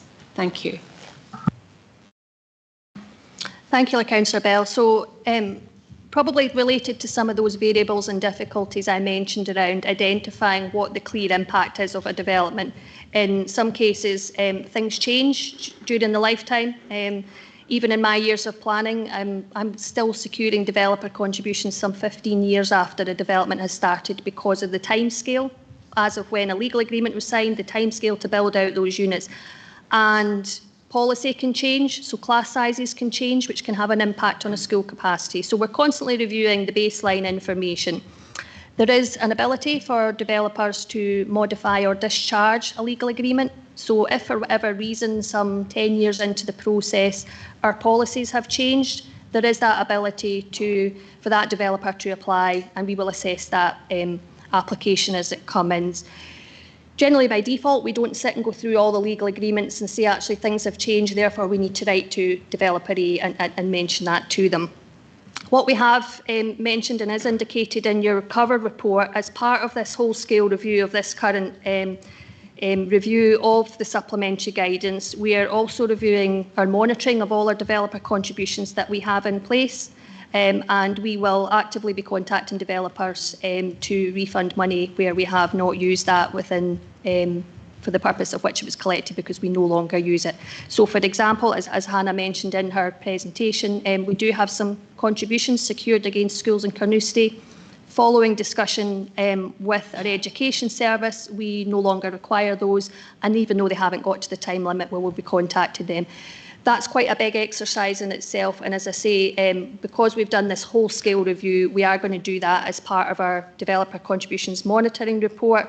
That is also a new requirement under the Planning Act. So the new Planning Act from 2019 now requires an annual report to be prepared. It's not quite come into force yet, but officers are working on the first iteration of that, which sets out to you as elected members and to the general public where and what we have secured contributions for, and their time limit, etc. I hope that's answered your query. Sorry, Councillor Braze. Yes, thanks, Provost. Councillor Wan has indicated that he wants to bring forward an amendment which would undoubtedly lead to deferment on this, if I'm right. I just wondered, would there be any financial or other practical consequences of a decision not being, of agreement not being made today? Thank you, Councillor Braze. The main sort of rationale for that is that we wouldn't have an up-to-date policy position. So the policy position is to, because of this work we have undertaken on education infrastructure, that is now at the most up-to-date information that we have available to us, so we can use that as a basis for all planning applications coming forward. The implications of that, of not taking forward the guidance, is that mean we have a delay, both in terms of probably a bit more back and forth in terms of discussions around planning applications, because we have an existing guidance that is out of date and is asking for contributions where none might no longer be required, or it's got a slightly different figure within it. If we are to delay it, is that work that we're ongoing to do the monitoring, is we have linked that up with this report coming forward, so there would just be a delay in issuing those refunds to developers where they're no longer due. Councillor Dorn. Thank you. My question follows on from some discussions we've gone. Obviously, contributions are made to support education establishments. We have commitments to early years as well. So my question relates to just, we've had a conversation about this, but just in a public capacity, about how that fits in and the challenges around building that in, because something I would like to see is early years and childcare being seen as part of the infrastructure, because children always need somewhere to go to school, but they also need care as well. Thank you, Councillor Doran. Yes, similar to the comment I made to Councillor Melville around the baseline information. So we require information to kind of work out what the methodology is and how you would calculate a specific impact of a development. And that's down to almost what is the impact of that one house in that particular locality, and how does that relate to the capacity of that bit of infrastructure. So it's quite straightforward in terms of school roll forecasts, or as straightforward as it can be, because there's probably about 6 variables in school roll forecasts that make things quite complicated. But we do have a catchment area. We do have what we call a pupil product ratio, which is based on years' worth of evidence of anticipating the number of pupils likely to come from a development. Now, that's often queried because it comes out as a 0.2 and a 0.17 figure. That's not, we don't expect there to be a 0.2 of a child, but when you start to calculate it across the different year groups, that's the figure that we use, and it's very similar to other local authorities in terms of the approach. When it comes to early years, there is no defined catchment, although naturally most, particularly for preschool, most parents will choose to send to their local preschool, but we also have provision that can be taken up of your 1140 at both childminders and private nurseries. So actually quantifying what that is likely to be in terms of the specific impact of that development is slightly more challenging. So it's something that has been picked up at Scottish Government level and is being discussed across local authorities as to whether we can come up with a methodology for forecasting. And of interest is the fact it's actually been really difficult to get a standardised approach across Scotland for both primary and secondary schools, which are well tested. So it is in train, but it's probably not in the immediate future, but I think fairly soon thereafter. Councillor Clark. Provost, planning gain, developer contributions, contentious subject. Just Jill, if I can ask you please, in the deputation, I think I heard this. If I didn't, you'll correct me. When it was being mentioned about Freecom, I think I heard this, that perhaps there was no real need for affordable housing. I might have heard that. And if I did hear it, can I go on, please, and say when the developer has to then consider, or at least offer, off-site development, developer contributions, I just wonder if things go down the road a bit, because that, as you've earlier said, can take quite some time. What do we do when we get to the stage then that maybe the developer decides, I'll not be developing for a wee while? So, Councillor Clark, yes, you were correct in that the deputation mentioned that there was no need. I don't want to go into the specifics of site-specific cases, but in some cases it actually relates to our ability to get grant funding. So sometimes the need is still there, but it's our ability to actually draw down grant funding to secure against that development. The guidance in the approach is always to, first of all, seek to secure delivery on site, and in most circumstances that is the case, and the commuted sum is always the backstop effectively. The approach we have to commuted sums is set out in the legal agreements, so developers know that when they are signing up to the legal agreement what that approach is to affordable housing and the commuted sums through our affordable housing delivery packages.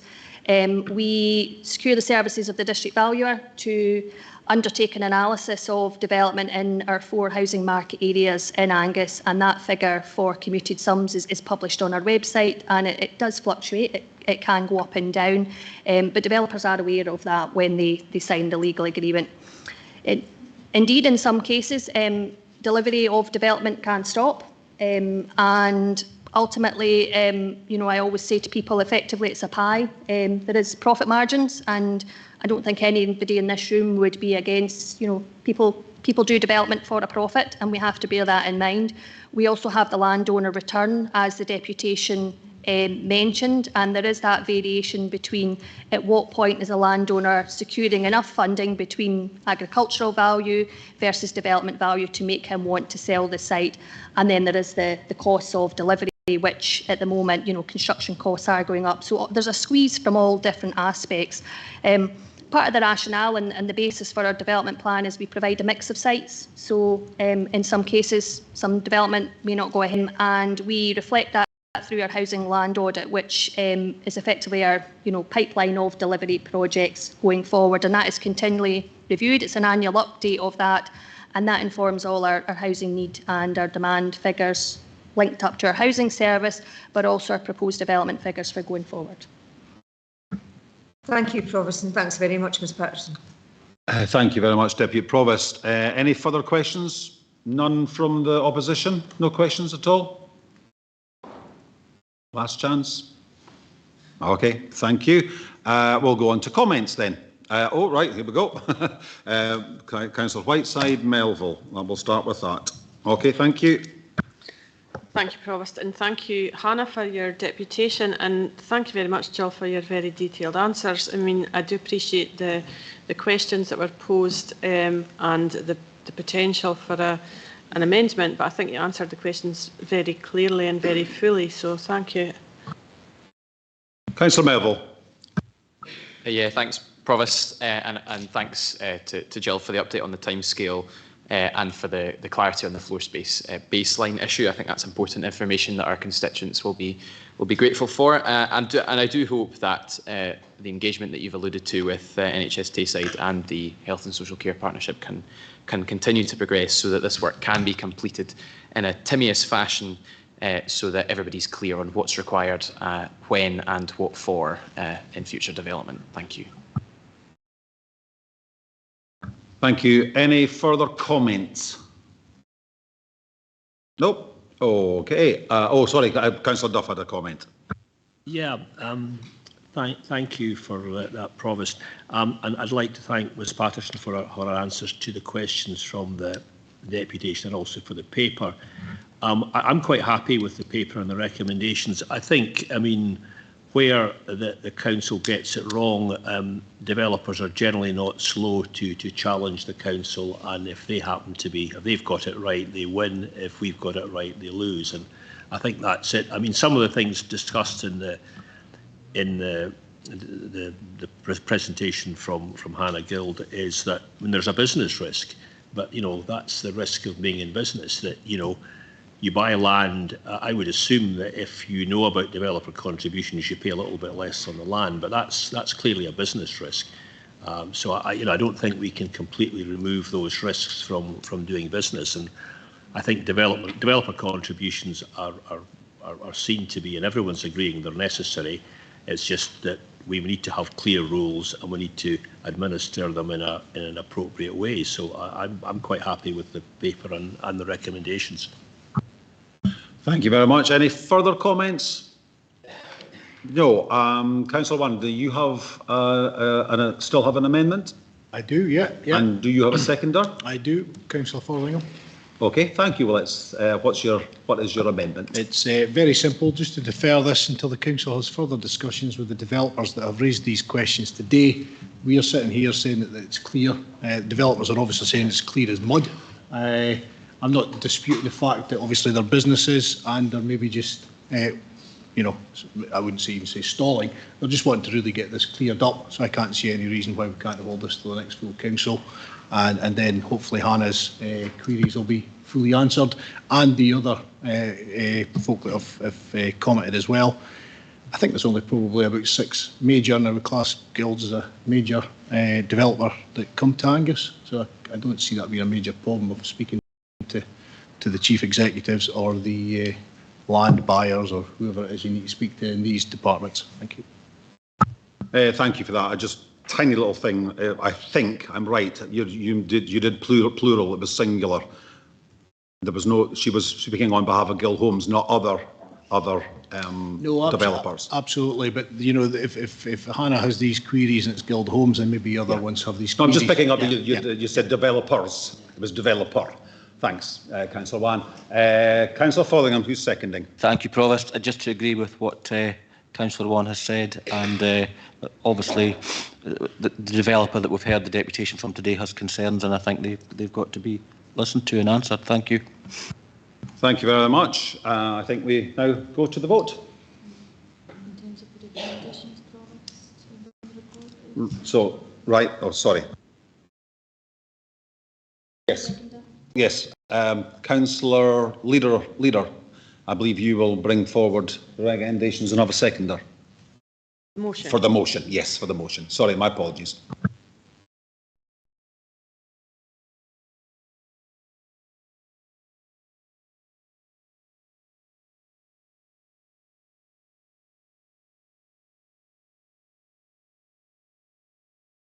Sorry, Councillor Whiteside is accepting the motion and Councillor Melville is seconding.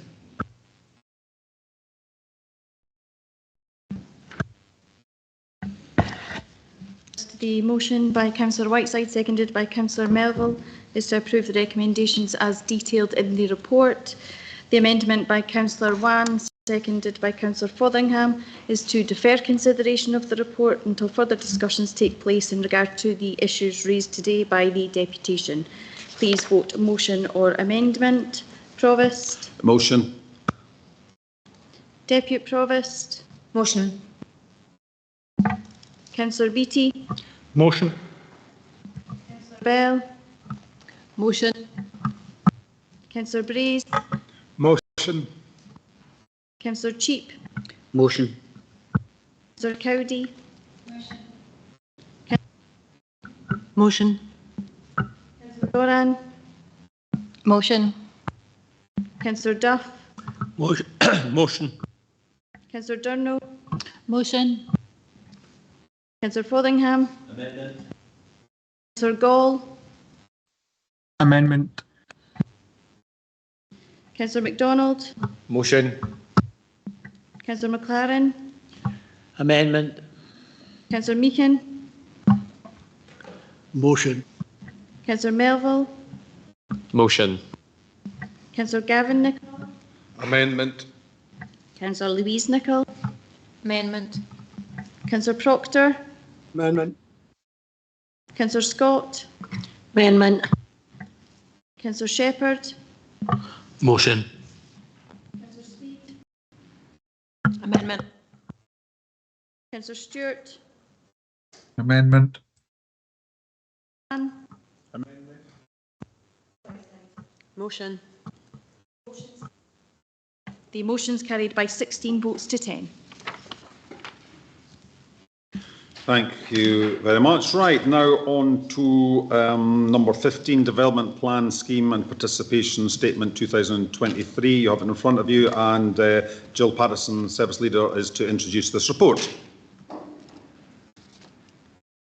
Thank you, Provost. And I hope, last but no means least, for a lengthy agenda today, because it's by no means insignificant, the preparation of the next local development plan with the changes in planning legislation.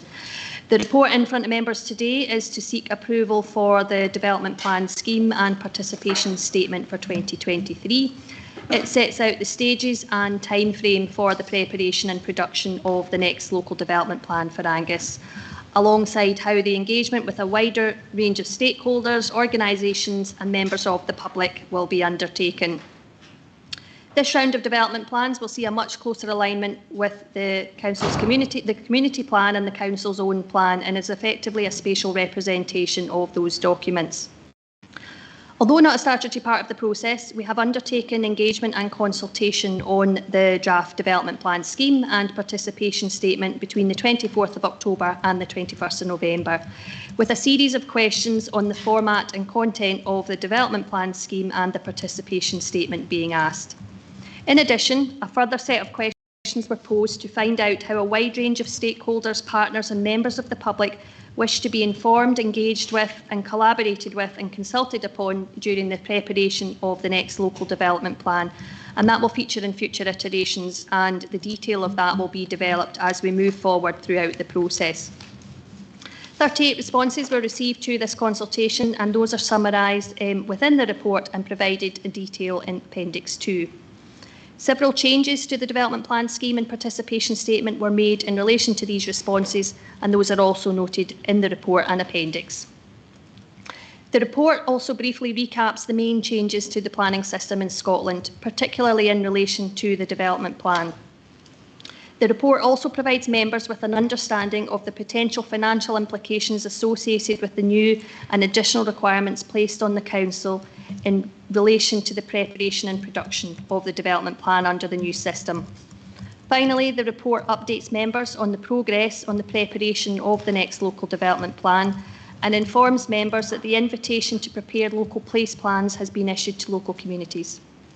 The timeframe for the preparation of the plan is slightly longer than we would have loved to have anticipated, but reflects the additional duties required as part of the plan preparation and the resource constraints within the council, including those of a number of technical services which would require detailed input in terms of additional studies and technical reports to accompany our evidence report. Should members have any questions, then my colleague Anthony McGuinness and I are happy to answer them. Thank you.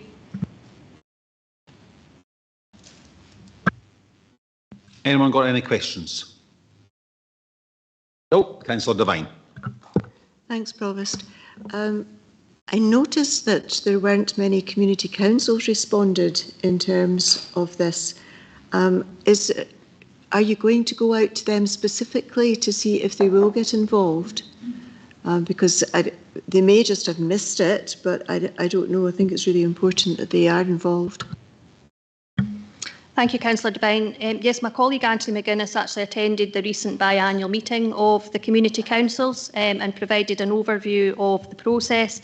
All community councils have been written to as part of the invitation to prepare local place plans, and this is effectively the start of the process. So it's to really gauge input on how people wish to be consulted, how they wish to be involved, but very much an iteration of a whole series of events and engagement with them as we move through the preparation phases.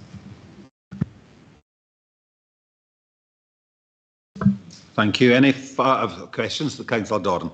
I think mine was about community councils as well, and I mean I welcome the fact that there is that engagement is going on with them as part of this the new plan. But it's a big undertaking for them to be able to support that. So I just wondered what plans are in place beyond, if there is beyond engagement events, will there be officer time and support available for them to help them develop their local plans? Thanks, Councillor Doran. I'm actually going to bring in my colleague Anthony McGuinness to provide you with a bit more of the detail of some of the aspects of the participation statement. Yeah, Councillor Doran, hope you can hear me. Thank you for your question. We will try and help community councils with the understanding of the next process of the preparation of the local development plan. We're going to do another joint session next year with them that Ian Lorimer and I will join up, and I've asked in that invite of what they wish to talk about and if they wish to have any further one-on-one meetings. We will try and schedule that in through the next year of understanding how they wish to see their areas developed and what's important to the community councils. In terms of the invitation for local place plans, we've noted to community councils that will be there to provide advice. That includes officer time to go out and help them with that. We'll also prepare basic evidence, basic information and basic mapping to support them should they wish to undertake their own local place plan for their area. I must remind members that local place plans is a voluntary requirement of the new system. It's entirely up to the community council if they wish or wish not to prepare one of those. But should they do so and should they intimate that to us, then they know the resources that we've got to help them and the advice that we're there to support them as we would do in any normal circumstances. I hope that answers your question. Any further questions?